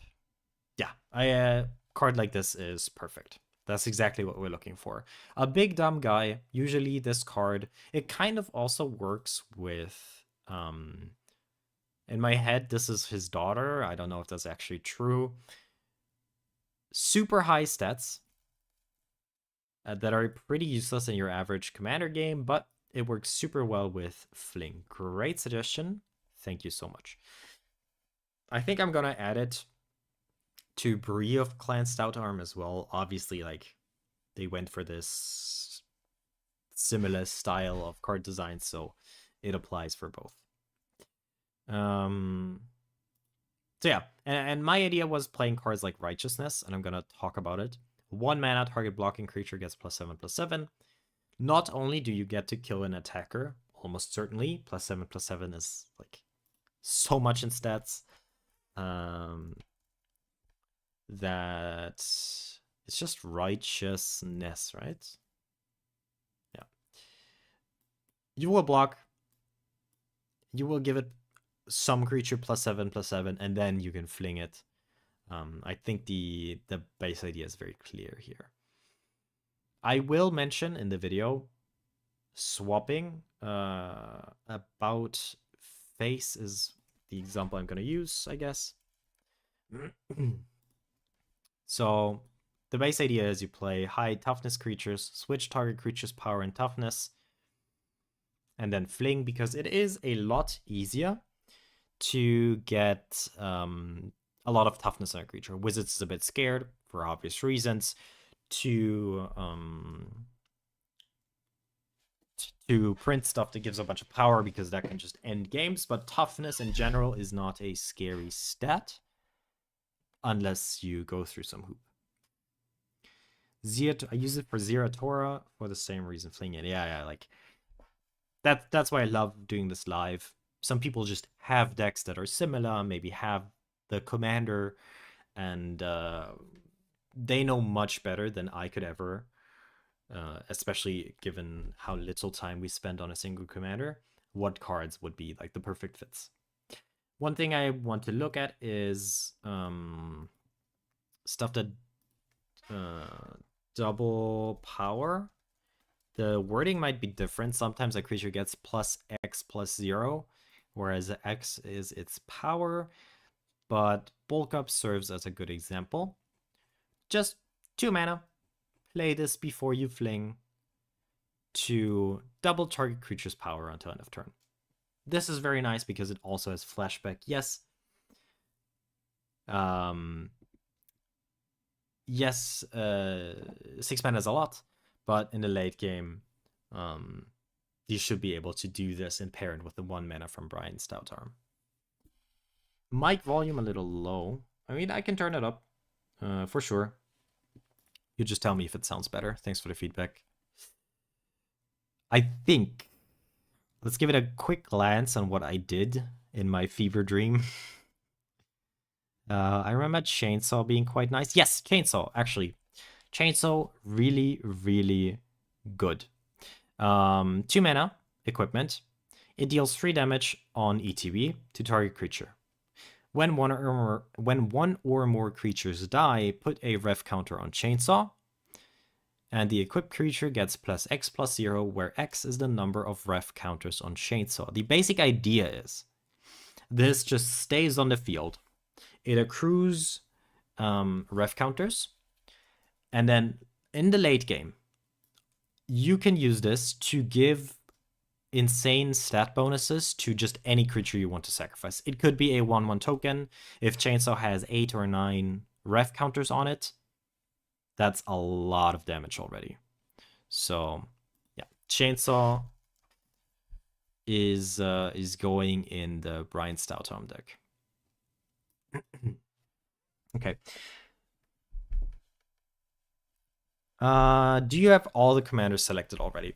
The way I did it is I did a pre-selection. I did a pre-screening. I selected 50 commanders. 50 commanders is too much for me to include in the mainline video, which of course this is research for. Then I proceeded to see if there's commanders that just fall in the same category of, oh, these guys both do equipment stuff. And then I compared like which one do I have more to say about, which one is more unique, or which one speaks more to me. And I cut the other guy. For some of them, I just realized, okay, I have nothing interesting to add. These don't spark my interest, but in a like way. And then I cut down to 37. Actually, Feather is only in here. We're gonna add Feather to the very first commander we talked about. Feather is a good example to explain my thinking here. Okay, AG. So Agros Co's, it copies abilities. Actually, it's not. Let's skip this. Basic idea, I had a pre-selection of 50. I cut down, so it makes more sense for the video. And also, like, I'm at Brian Stout Arm. I've been streaming for almost 2 hours. Yeah, we have a lot of commanders to get through. Much better now, thank you, that's good. Imperial Recruiter and Recruiter of the Guard to find the toughness guys. Yeah, stuff like this is like, once this Brian Stout Arm, step 1 is playing Malignus. Step 2 is playing stuff like Righteousness. If you want to go even further from what you should be doing, or what makes the most sense, then we find stuff like About Face. Right? Then we go to like, okay, if I want to be really hipster, About Face is what I want to do. And if you then decide to go for that route, then you would be playing the Imperial Recruiters and the Recruiter of the Guards. Insane cards for that type of deck. But I think in the video, I don't want to go that far. I think people are probably going to realize, should they go for this very niche way to build a niche commander, that they could then play those cards. It's a good suggestion. But I think it's too far removed from what we originally wanted to talk about. Yeah, definitely what you just said, Bonehead. Like, I also thought Boros is super niche, but if you really get into the nitty gritty, we have a commander that has a super unique effect of copying abilities. We have a commander that is extra combats, is what I would categorize this. We have Cat Tribal, and then Cat Tribal has sub-themes of equipments or Go Wide. Go Wide, not very interesting. Here we have Go Wide artifacts, with a unique twist of them being tapped. Here we have Go Wide with a mixture of Go Tall, which, in my opinion, to be fair, is like relatively boring when you actually play it. Here we have vehicles and equipments. Here we have, in a way, goading / pillow fort. Of course, these are all just my first ideas. And then here we have big dumb beaters, fling type stuff. So I tried to find a nice variety. Of course, it doesn't add up. And stuff like Bueno Battle Hammer, which makes your equipment cost 0, or equipment cost, is super similar to Astor. I'm not going to argue about that. I think white-green, white-red were the colors that I was afraid of the most. And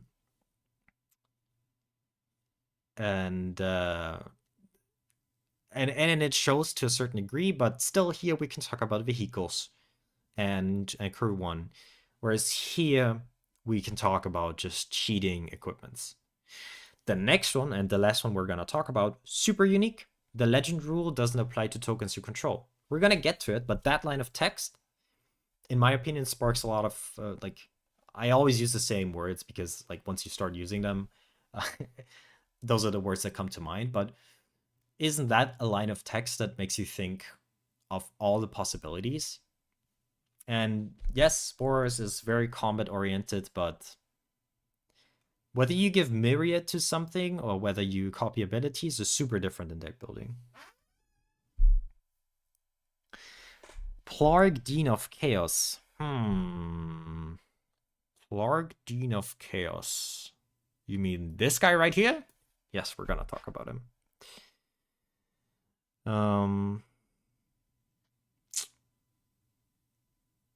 Haktos is a very interesting Voltron commander. I think that's the guy that chooses the CMC at random, like the Achilles of Magic. I have a friend who actually just built a deck around him. Might be interesting to ask him for his deck list. But let's continue. We have 2 more commanders to get through. Let's talk about Bruenor Battlehammer. And this one, yes, this one is one that I think is very straightforward. I might continue further on. It's fun having you guys chat. Let's give it a tag. So simple. 4 mana, 5/3. Each creature you control gets +2/+0 for each equipment attached to it. And you may pay 0 rather than pay the equip cost of the first equip ability you activate each turn. And this is when you realize during the process of this video that yes, you've selected some similar commanders. As if I can just drag down the Colossus Hammer and say yes. Again, Colossus Hammer goes in the deck. 1 mana, +10/+10, equip 8, but you get to cheat. Yes, we can talk about Kaldra again, about Kaldra Complete and stuff like this. Or even if we want to mention a new card, yes, Commander's Plate, of course, goes in this deck. Oh god, let's select an actual artwork for this. Of course. But we can talk about something different. Yes, this first line of text might seem innocuous. Each creature you control gets +2/+0 for each equipment attached to it. But something that we can do here is we can spam equipments. And then there's one card in particular that comes to mind. Equip costs. Let's see. Oh, I keep typing in the type line, not the Oracle text line. There is an enchantment that I'm looking for that gives all of your non-creature enchantments. Actually, let's look for type enchantment. It turns them all into equipments. Okay, it must have a different type line. I'm gonna find it at some point. We can also talk about the guy that creates rocks. But to finish the thought, there is an enchantment that turns all of your non-creature artifacts, I believe, into equipments, and their equip cost is equal to their mana value. What you then do is you create a bunch of tokens that obviously have mana value 0, and you can use those to pump up your creatures to infinity with a line of text like +2/+0 for each equipment attached to it. Maybe that equipment that multiplies itself to use the first ability. I believe that is from the dog meat precon, maybe.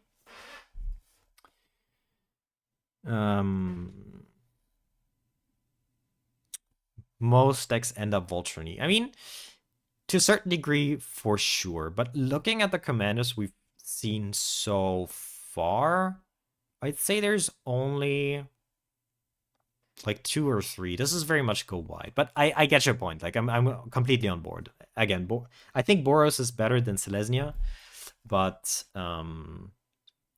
yeah, I get your point. This guy, Toggle Weaponsmith, whenever a land enters, you get a rock. And the rock you can, of course, equip to a creature. This is very different. You don't make use of the second line of text as well, but you make use of the first line of text. Dan Lewis, that's what you're talking about, by the way. Can you specify? I'm not sure what I talk. I talk so much. I don't know what I talk about right now. Okay. Non-creature artifacts are equipments. Maybe I find it like this. Let's kick the R. Stuff like this is unnecessary. Equipment. Oh, Dan Lewis. Okay. Sorry, I thought you were talking about a creator. Non-creature, non-equipment artifacts you control are equipments in addition to their other types. Equipment, other type. What I want, because again, thank you for the suggestion. Generally, I don't talk about universes beyond cards, but there is a card that does exactly the same that is in universe. I'm sure of it. Yes, this one, right? Blood tokens. Oh, it's only blood tokens, but so we can make use of this. Blood tokens you control are equipments in addition to the other types and have, well, admittedly, equip creature gets +2/+0 and equip 2. And this guy does the same for treasures. We can talk about these cards. And then there is a card that I wanted to talk about for a while now. It is a creature that when it enters, it just steals all equipment. Attach all equipment. I think it's a 4 or 5 mana card. Same mistake every single time, by the way. What? Yes, the Volshark Battlemaster. I find this card hilarious. Haste, when it comes into play, attach all equipment to it. This is great because over the course of the game, you will be playing a bunch of Colossus Hammer type cards. Cheap, but high equip cost. At some points, people will kill your commander, and that sucks. You will be stuck with the Colossus Hammers, the command plates, the culture completed of the world on your side of the field. And then you can just play Volshark Battlemaster. It immediately equips every equipment that is stuck on your side of the field that used to be useless. Bludgeon Brawl. It rings a name. Bludgeon. Isn't it very much similar to these type of cards? I think that might be the card that I was looking for, by the way. Yes, yes, thank you. This is the card that I was looking for. Because this is, of course, much better than Arterial Alchemy or Toggo or Gem Cutter, because every token has mana value 0. So you can use Bruenor's first line of text to make all stuff super duper large. And then, yes, you're playing equipments. So, yeah, you will have some form of evasion somewhere. But that's why I like to... It's, yes, all of these play very similar. But especially for me doing these videos, and I can't judge how these cards play. I can't play all the commanders. It's impossible. But I can theory craft.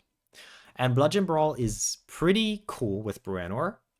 The other guy that cares about equipment cost and cheating equipment cost, Bludgeon Brawl doesn't really do anything for Astor, right? Yes, he makes equipment cost cheap, so you can play Colossus Hammer, but Bludgeon Brawl, very good with Bruenor, not so good with Astor. So at least for the sake of making a video, for getting people inspired, even a color like this that is as restrictive, yeah, there's a lot of nuance that I love. Technically, last but not least, by the way, I completely did not move the tracker. But let's do so. And move to Kedrick. And this one, I didn't get to building a deck yet. But I have to theory craft one at some point. This ability is too cool. CA, Canada. 4 mana, 4/3. Blood Forged Battle Axe. We can look at that. Let's look at that before we move on to Kedrick. Blood Forged Battle Axe. Yeah. Again, it's a Universes Beyond card. I know it. I've seen it in play. It plays super well. I made this rule for myself. I might be too stubborn about this. It might not make sense, but yeah, I think I've mentioned the reasons as well during the stream. I'm not sure if you were there. Yeah, I like to not talk about Universes Beyond card, mostly because it's just personal preference, and I believe that I need to be doing what I love, and I just share my passion, and that's what I want to be doing.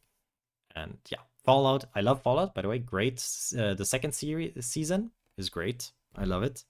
But yeah, I wouldn't put it in my commander deck at least. Maybe at some point I'll change that though.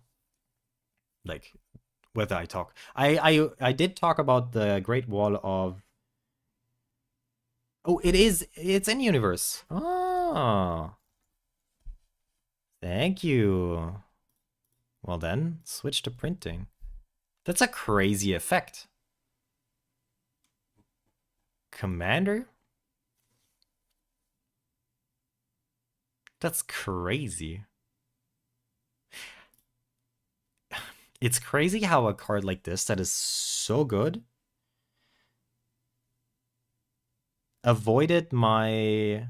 Like, how did I miss this card? It's been out since 2017? And the first time I see it is from the pre-con. Nice. Again, thank you for the suggestions, guys. That's awesome. I lost my train of thought, but that means we'll be moving on to Kedrick. Kedrick Soulkindler, 4 mana, 4/3. We tease this first line of text. Legend rule doesn't apply to tokens you control. Whenever another non-token legendary permanent enters a battlefield under your control, you may pay 1. If you do, create a token that's a copy of it. That token gains haste. Sacrifice it at the beginning of the next end step. We have mentioned a card that works quite nicely with this already. Let's see if I can find it. And that is Orthian. CA. There you are. Orthian is a very good creature. It's a 4-drop 3/3 for 2 mana. You create a token that's a copy of another target creature you control. So kind of similar to this. But for 9 mana, so late game stuff, huge. Like we're talking giga late game here. Create 5 tokens that are copies of another target creature you control. They gain haste. and then sacrifice them. The huge downside that is usually associated to this is a lot of the good cards are legendaries. You can't make use of 5 legendary tokens. Yes, of course. I see the card mentioned that I will definitely talk about because it's my favorite pet card. But of course, Legends rule doesn't apply. Before we're going to talk about Sundial of the Infinite, let's talk about Populate. Populate. Very fringe. Only in like one base set. Wake the Reflections, 1 mana, Populate. Create a token that's a copy of a creature token you control. There is more cards. Usually I like to like present one low cost card and then like the huge payoff whenever you cast a spell, Populate. Of course, like that is what you want to be doing with this commander. You are going to get a lot of high value tokens. Play Populate. That's the base idea. And then the next step is, unfortunately, we need to get rid of these precious little tokens that we are getting from time to time. Oh my god, what is this? Give me an actual magic card. But not if we have the Sundial of the Infinite. 2 mana, 1 and tap, end the turn. Activate this ability only during your turn.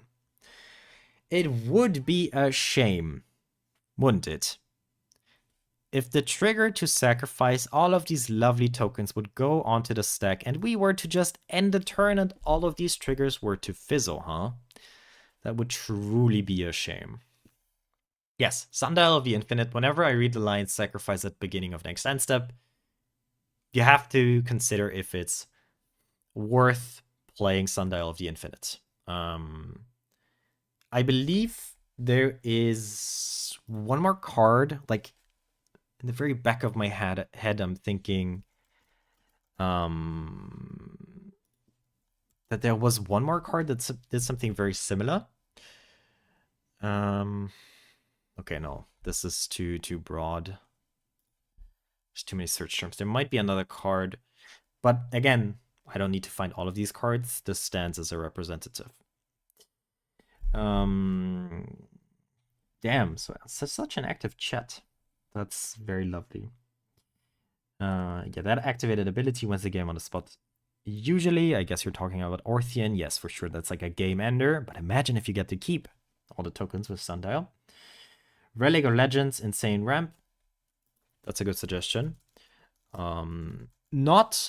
Maybe not super exciting for a lot of people, but you are right. Like if you have a bunch of legendary tokens, like Relic of Legends, to the surprise of absolutely no one, will do a lot of heavy lifting. That's a good suggestion. Muster the Departed. That sounds like a reanimation spell. Probably makes like tokens of creatures that died, is my guess from the name. 3 white spirit creature tokens at the beginning of your end step. Oh, it showed up already, right? It showed up when we did look at the Sundial of the Infinite, or the Wake the Reflections. Yeah, a trifecta also works nicely on screen in a video. Obeka does this, but in Grixis, yes, I have a dedicated Obeka deck that does exactly this, which honestly might not be a bad idea. Let's leak some more decks here. End turns, Obeka. So the base idea is, of course, very different colors, very little overlap, but maybe we can find some good stuff here. This abuses this mechanic to its maximum, where you play like incredibly good extra turn spells, but you lose the game at the end of next turn, but you just exile the trigger. But let's see if we find a few cards that work with this nicely. Of course, we need to remember that we're making tokens, maybe of legendary creatures even. But yeah, there it is, the namesake, or the pet card. doesn't look like I have anything in here that works particularly well with Cadric, though. We could be looking at just good legendary creatures.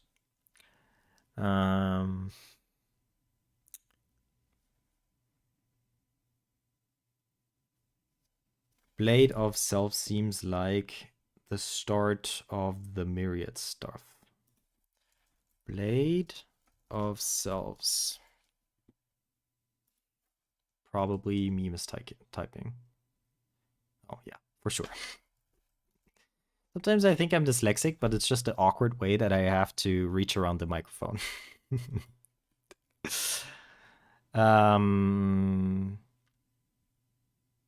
Equipped creature has Myriad. And that reminds me of stuff like, of course. Oh, but Helm of the Host does this already, right? We can still talk about it. But yeah, Helm of the Host creates copy of equipped creature, except that token isn't legendary if the creature is legendary. Nonetheless, and I've talked about this with Bryon Stoutarm, it is good to have these cards that are a second commander in a sense. Cadric is just a creature, and once Cadric is gone, you will need to sacrifice all the legendary tokens you control. So having something like Helm of the Host to copy a good legendary, then yeah, it's just good deck building in my opinion. Mirror March, that sounds awfully familiar. That's probably also Myriad. Ah, no, okay. Oh, this card, this is very fun. In general, in paper, I hate coin flip cards because RNG drives me insane. Weird that I play Magic, I know, but yeah. Whenever a non-token creature enters, you gain a bunch of tokens. Let's give a quick glance at EDA track to find what I want is like one exemplar, like one stellar card to legendary card to copy. Cadric. Give me Cadric. Okay, yeah. We can talk about ETBs, but also things dying. Being like the perfect mixture is it has an ETB, it has a die trigger that's like the perfect card to copy. Unless these tokens exile themselves. No, they are sacrificed, so yes. Attacks and dies would kind of be the word that I would be looking for. She's on the list as a potential commander. Attacking tokens you control have double strike. That's pretty good. Let's add it because it's fun, right? It might not be the insane value you would be getting with others, but just I think double strike is a keyword that people love. Rightfully so, because it's obviously one of the strongest keywords. Add one and move one to the main deck.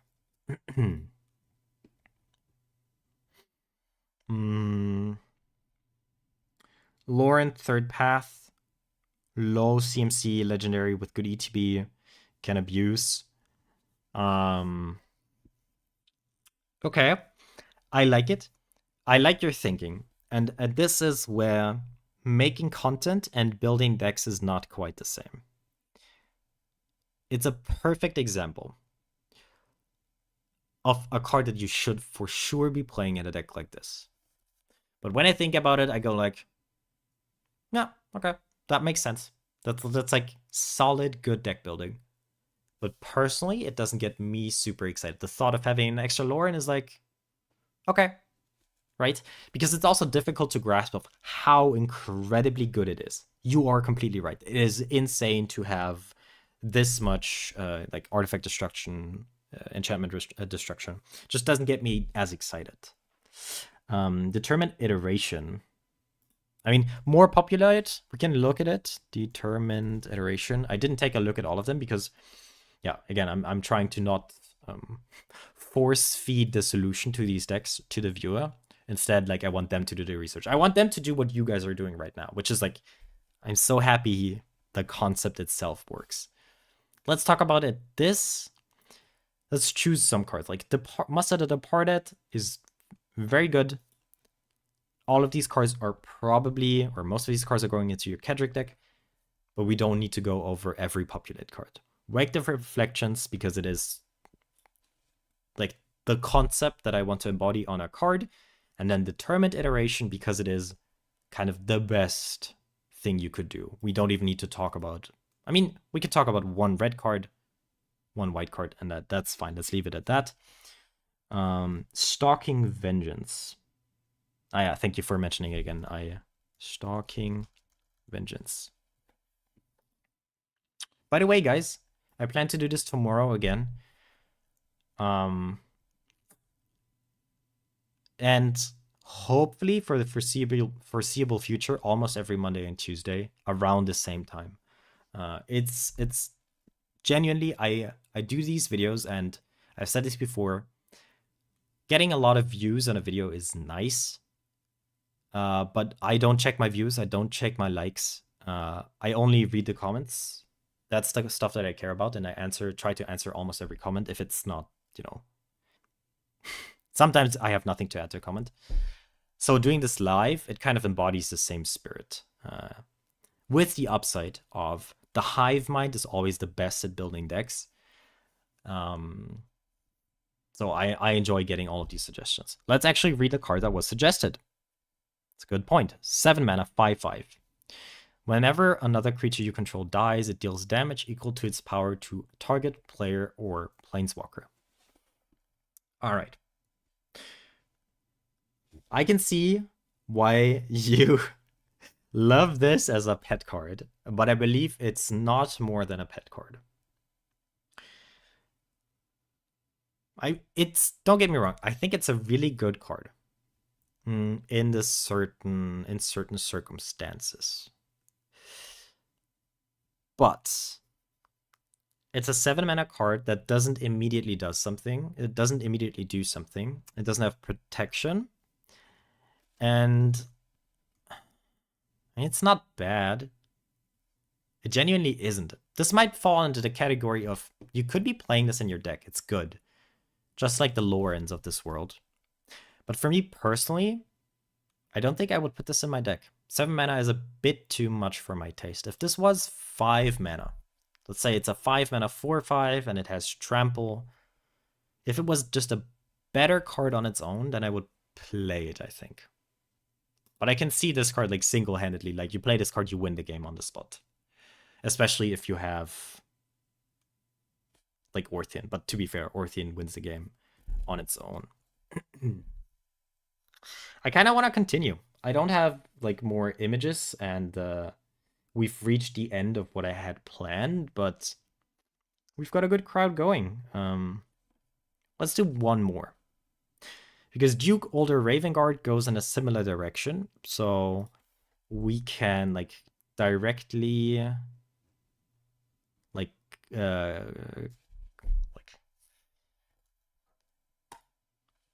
add on to what we found just now. Kedrick. Lannery Storm, Adeline. Adeline? Oh, Adeline. Adeline? See, now that is a card that gets me excited because it is so good on its own. And you can just see, like in my head, I hear Adeline and I see the insane amounts of tokens that I'm getting.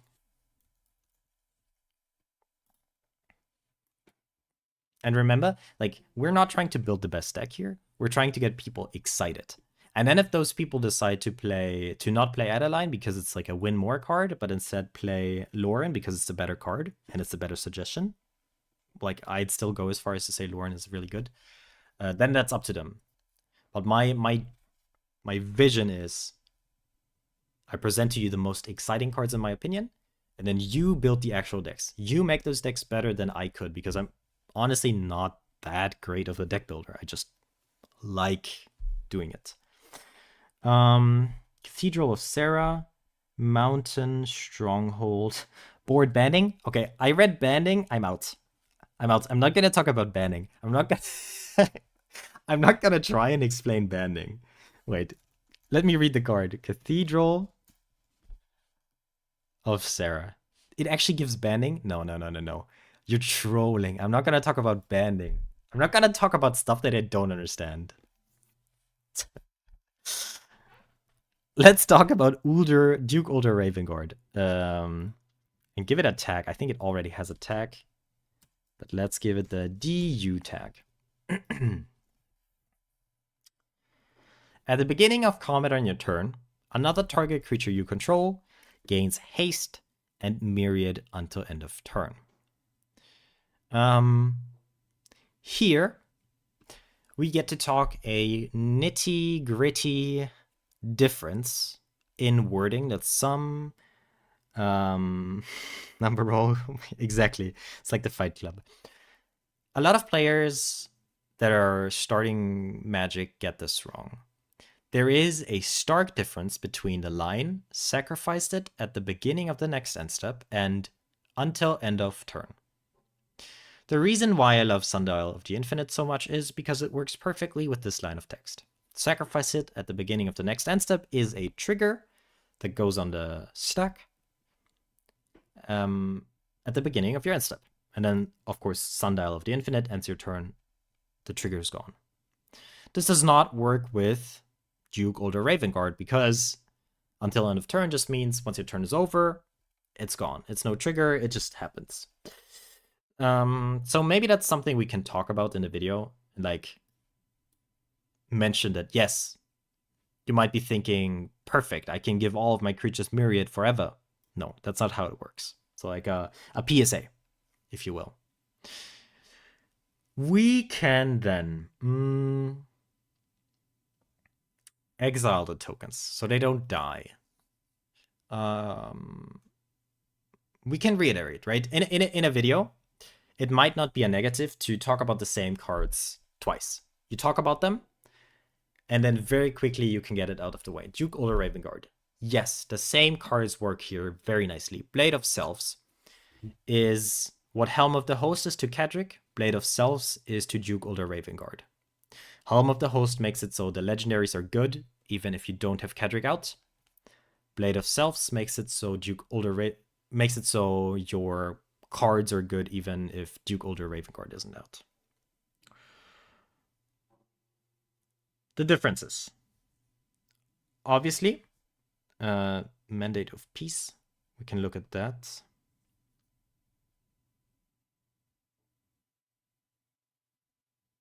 Yes, you are right. What I said specifically was you don't get to keep the myriad. You get to keep the tokens. That's why Sundial of the Infinite still makes sense in the deck. But of course you don't get the myriad. You get to keep the myriad. Mandate of Peace. Mandate of Peace. I've heard of that card. End the combat phase. Yes. It works for both. It's interesting. It's a card that we should mention. This section is already pretty overloaded. Exile the tokens at end of combat. So this is perfect. Thank you for the suggestion. This works really nicely with... This works much better. Again, one of those differences. This works much better with Duke Ulder Ravengard than it does with Kadric. Kadric's tokens exile or sacrifice themselves at end step.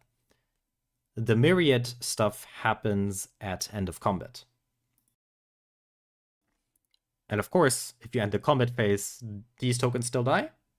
These you get to keep. Because the trigger you can exile.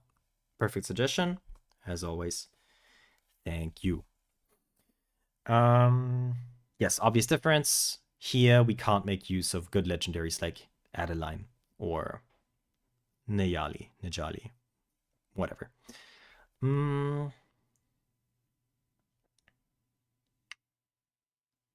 The haste seems supremely powerful, that the OG copy gets haste.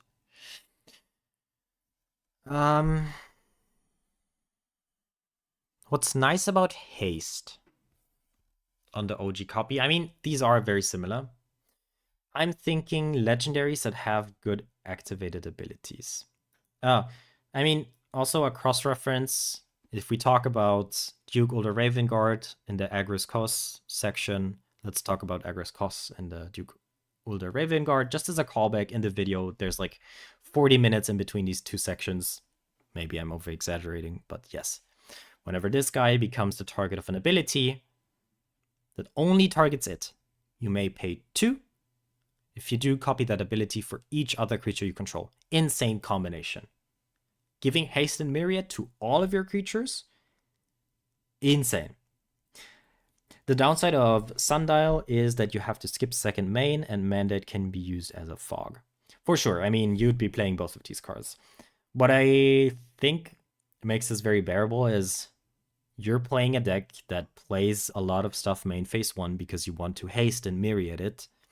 So losing main phase 2 for this type of deck is not as bad. In general, in Commander, who are we kidding? Most people are not playing optimally anyways. Everybody does all their stuff main phase 1. At least like at a casual level. So I wouldn't mind that all that much. Mandate of Peace is different and better in some scenarios, but Sundial, of course, has the upside of you can do this every round. Yes, we have this insane combo. These tokens exile themselves. So maybe we look for enter and leave. Card type creature. Oh, we get a bunch of these like annoyingly worded card. When Alpine Guide enters the battlefield, you may search your library for a mountain card, put that card onto the battlefield, tap, then shuffle. When it leaves the battlefield, sacrifice a mountain. Okay, I was very excited, but unfortunately, doesn't quite work that way. We could just be looking for enters. What a card, by the way. Holy shit. Excuse my French.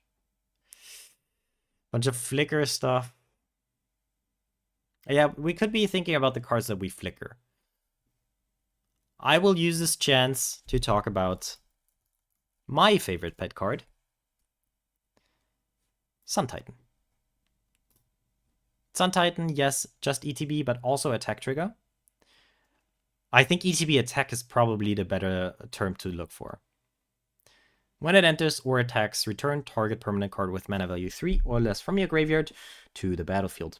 If you either proxy, if you have the money, you are playing probably at least 3 fetch lands, right? You're playing on color, and then some white fetch lands, some red fetch lands that are one off color, one on color.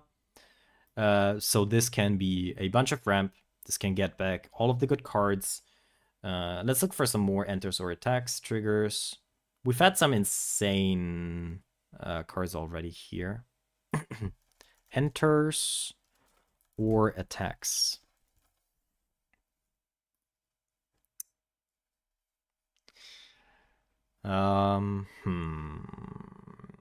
Anything that I recognize as a good card, because I can't read all of these. Oxen have double strike. Let's go! This is just Braum from League of Legends, by the way. It's literally just Braum. Ooh. My goodness. Fear of missing out. Why not? When it enters, discard a card, draw a card. I mean, that's nice. But whenever it attacks for the first time each turn, if there are 4 or more card types among cards in your graveyard, untap the target creature. After this phase, there is an additional combat phase. Does this not go, like, stupid crazy?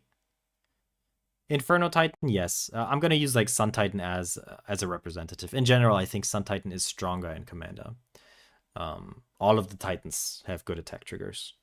Of course, you could just, like, there's only 2 you can play. But fear of missing out? Isn't that something that gets people excited?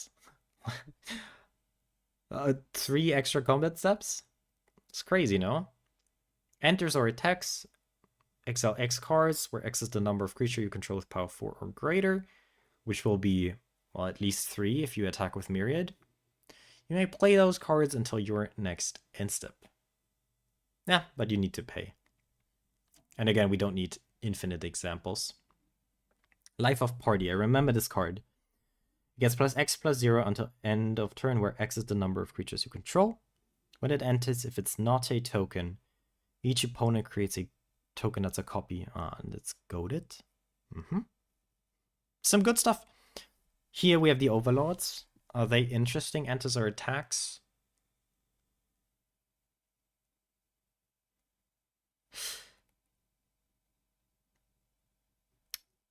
F the party. X number of creatures you control. It's not bad. It has haste already, which makes it... It doesn't make it a worse card. It makes it less good of an example to showcase the power of the commander. Because the commander giving haste is a huge part of the power, I think. And is it that crazy? Tokens are goaded. Yes, it's crazy. Yes. Yeah. No, when it enters, if it's not a token, it doesn't go that crazy. You'll create token copies.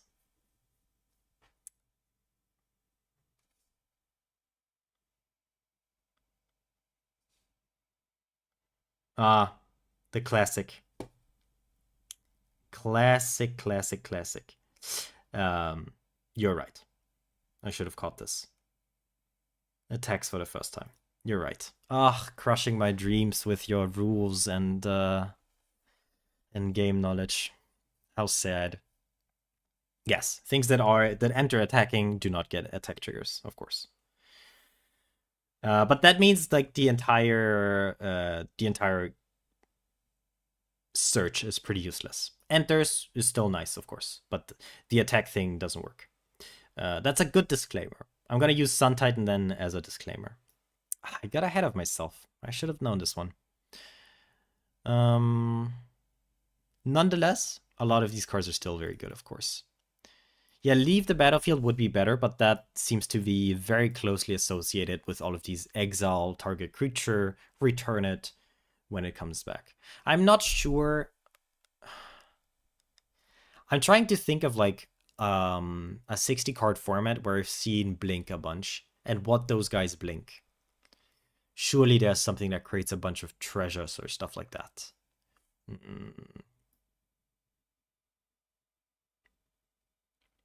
Okay. Rage Forger. I remember that card only by name. Is that the guy that creates a bunch of mana?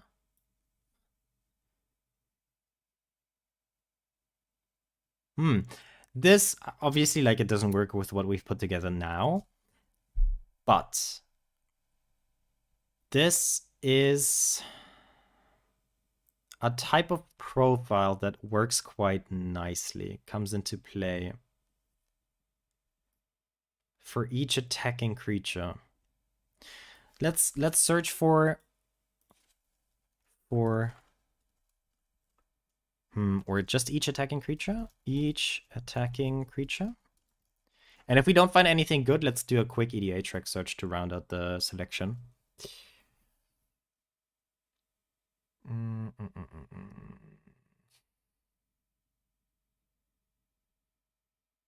And then, obviously, like, -T, legendary, but type creature.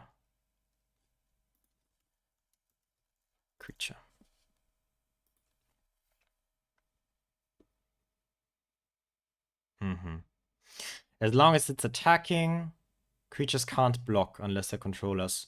That's a fun card to showcase. It's new, relatively. I mean, yes, it's been 2 years. Still, this is a recent set, and you can't tell me otherwise. For as long as it's untapped, they need to pay 1 to attack you. As long as it's attacking, creatures can't block. This is almost like an overrun effect in white, which is nice. And overrun, of course, is a good keyword. Not in the sense as it's an actual keyword, but isn't there the cavalcade? Oh god. It's so hard. Ah, damn it. It is white. It costs 8 mana. It's a creature. And then it says creatures.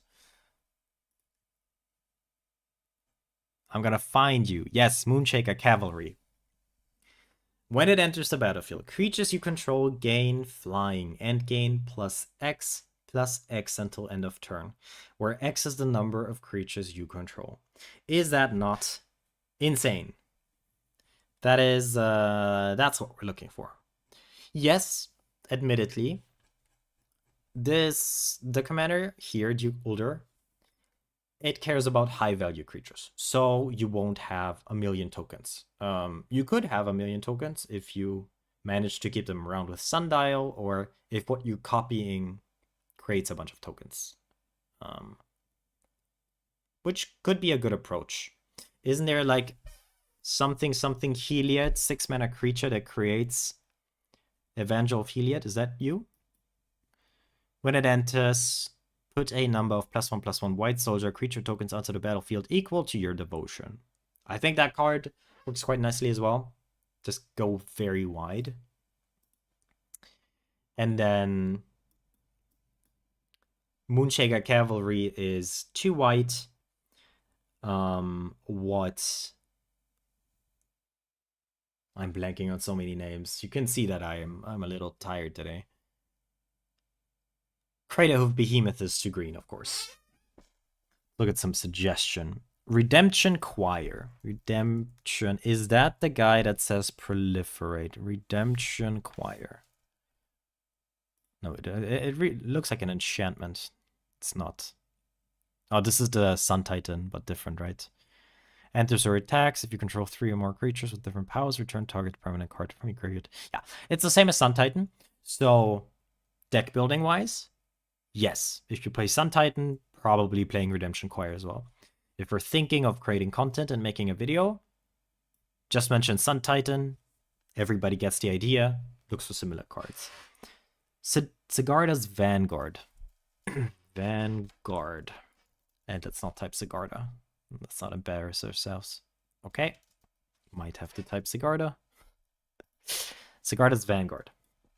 Enters or attacks. Yes, we have the similar issue of like, it is attacking, it doesn't attack. Choose any number of creatures with different powers, gain double strike. That's a crazy effect.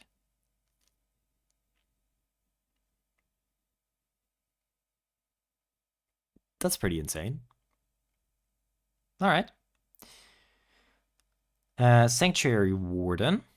Sanctuary Warden. Let's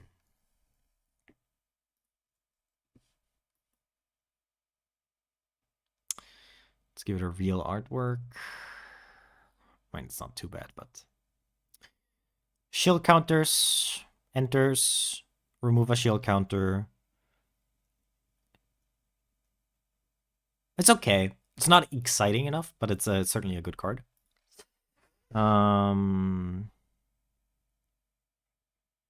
Archangel from Magic Origins. Are we... Isn't there a bunch of Archangels? Is there a card that's literally just called Archangel? I assume you didn't mean the Flying Vigil in 7 mana 5/5. Vengeful Ancestor. Vengeful Ancestor. And then let's take a step back after this. Lots of good suggestions. I saw this card already, right? Enters, go target creature. It's pretty good. We get a bunch of goading triggers. Does it add something new to like what we're talking about? It is a new card in that sense, but I like this more. And Wingmate tokens raid. Ooh, raid, and we could look at Boast. Wingmate. Let's see. I don't actually know the exact wording on Wingmate Rock. Is it this? Enters the battlefield if you attacked with a creature this turn. Yeah, for sure. Like, you give this Myriad, and, right? Myriad says whenever the creature attacks. So obviously you have attacked. Then the trigger goes onto the stack. So if you play this, obviously you main phase 1, you haven't attacked, you give it myriad, you attack, you will have attacked. And then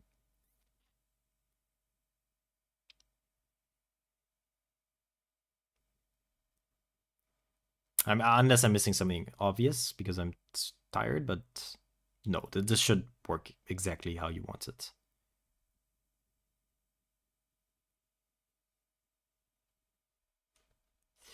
That's good. That's a nice keyword to talk about.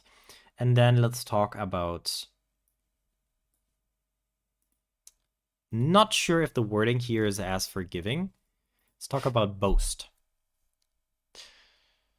If this creature attacked this turn. So unfortunately here we are stuck with Magic being a game that cares about pedantism and grammar. It was attacking, but it didn't. Wait. Okay, now I'm confusing myself. Okay, so I know what doesn't work. What doesn't work is when it attacks. But did it attack? If it entered attacking. Okay, so it doesn't attack. Right? Obviously, it doesn't attack. It's attacking, yes. But did it attack in hindsight?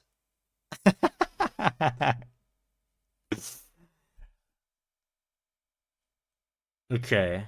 Maybe we can look at a boast card and see if there's a rules text. That's one of the funniest things I've seen in a while. Right.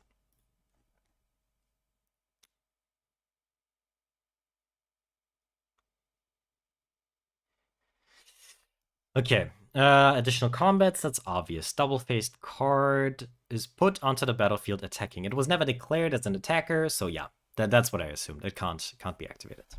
Unfortunate. If you want to get on hit triggers, Break Through the Line is a great card. Break Through the Line. Hit triggers, I would be a bit skeptical of. Break Through the Line. Because after all, like, you can't guarantee. Oh, this is what you mean. I have a commander that makes use of this card perfectly. The reason why I wouldn't mention it in the video and thus not put it in the selection is this would be a very, very specific way of building a Duke Older Raven Guard deck. It's not a bad way to build it, but it requires you to jump through a million hoops. If we look at the cards that we have selected so far, this card works with exactly Evangel of Heliod, but for this guy, we don't care if he hits. We just want him to enter. So it's the same problem as when we were thinking of like going even deeper in the about face direction of Brian Stoutham, of switching power and toughness. We could talk about that side of Brian for minutes upon hours. I just don't think it makes sense for a video because the main idea is like this, and then this is a side tangent, and then I don't want a side tangent to my side tangent. Pretty much is what it comes down to. Same for Raid, I think. Are we talking about Raid versus Boast? Didn't we just read that there was a difference? If you attacked with a creature. I mean, you will have attacked with a creature. The tokens, no, they won't have attacked. But the guy that gets Myriad, that gets hasted Myriad, that guy will have attacked, if that was your question.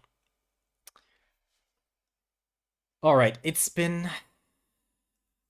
Oh, it's so fun, especially because today I actually have like you guys suggesting stuff. It's my FOMO. Not really. It's different. It's like if I end the stream now, will I have the same active chat tomorrow? But at the same time, it would be a shame if I didn't also get to edit the black and green video because, like, after all, the mainline videos is what most people will be interested in. You guys seem to be like very dedicated already. Like, but most people won't tune into a live stream, understandably so. So I have to end it at some point. We are here. That is not quite the halfway point. Actually, it's like very far from the halfway point. All right, I'm gonna make the tough call, even though this is super duper fun. I love you guys making suggestions. And I could continue, like my voice seems to be somewhat stable right now. I could continue, but I think it wouldn't be a wise decision. I will stream tomorrow, same time. I will like create the live stream. If you can't make it, but so be it. I just wanted to say thank you for being so active today. There is such an upside to having suggestions during the creation process. A, we've seen you guys catch mistakes of me getting excited about attack triggers when, of course, the creatures aren't attacking. And then B, you guys suggesting great cards that I would not have thought of. And even, like, Mandate of Peace is not a card I would have found. There's, like, Adeline was a good suggestion. Relic was a good suggestion. Like, the videos I create, I genuinely believe they gain a lot of value from me doing these live streams, in addition to me wanting to live stream anyways, because I think it is what I want from YouTube, the interaction with other people and the sharing of passion, but in a very condensed, direct way. I'm gonna end it like I end my videos. So thanks for being here, but anyways, always remember, be kind to yourself and others. It was lovely. Maybe see you tomorrow. Maybe not. In any case, this was wonderful. Thank you so much, and goodbye.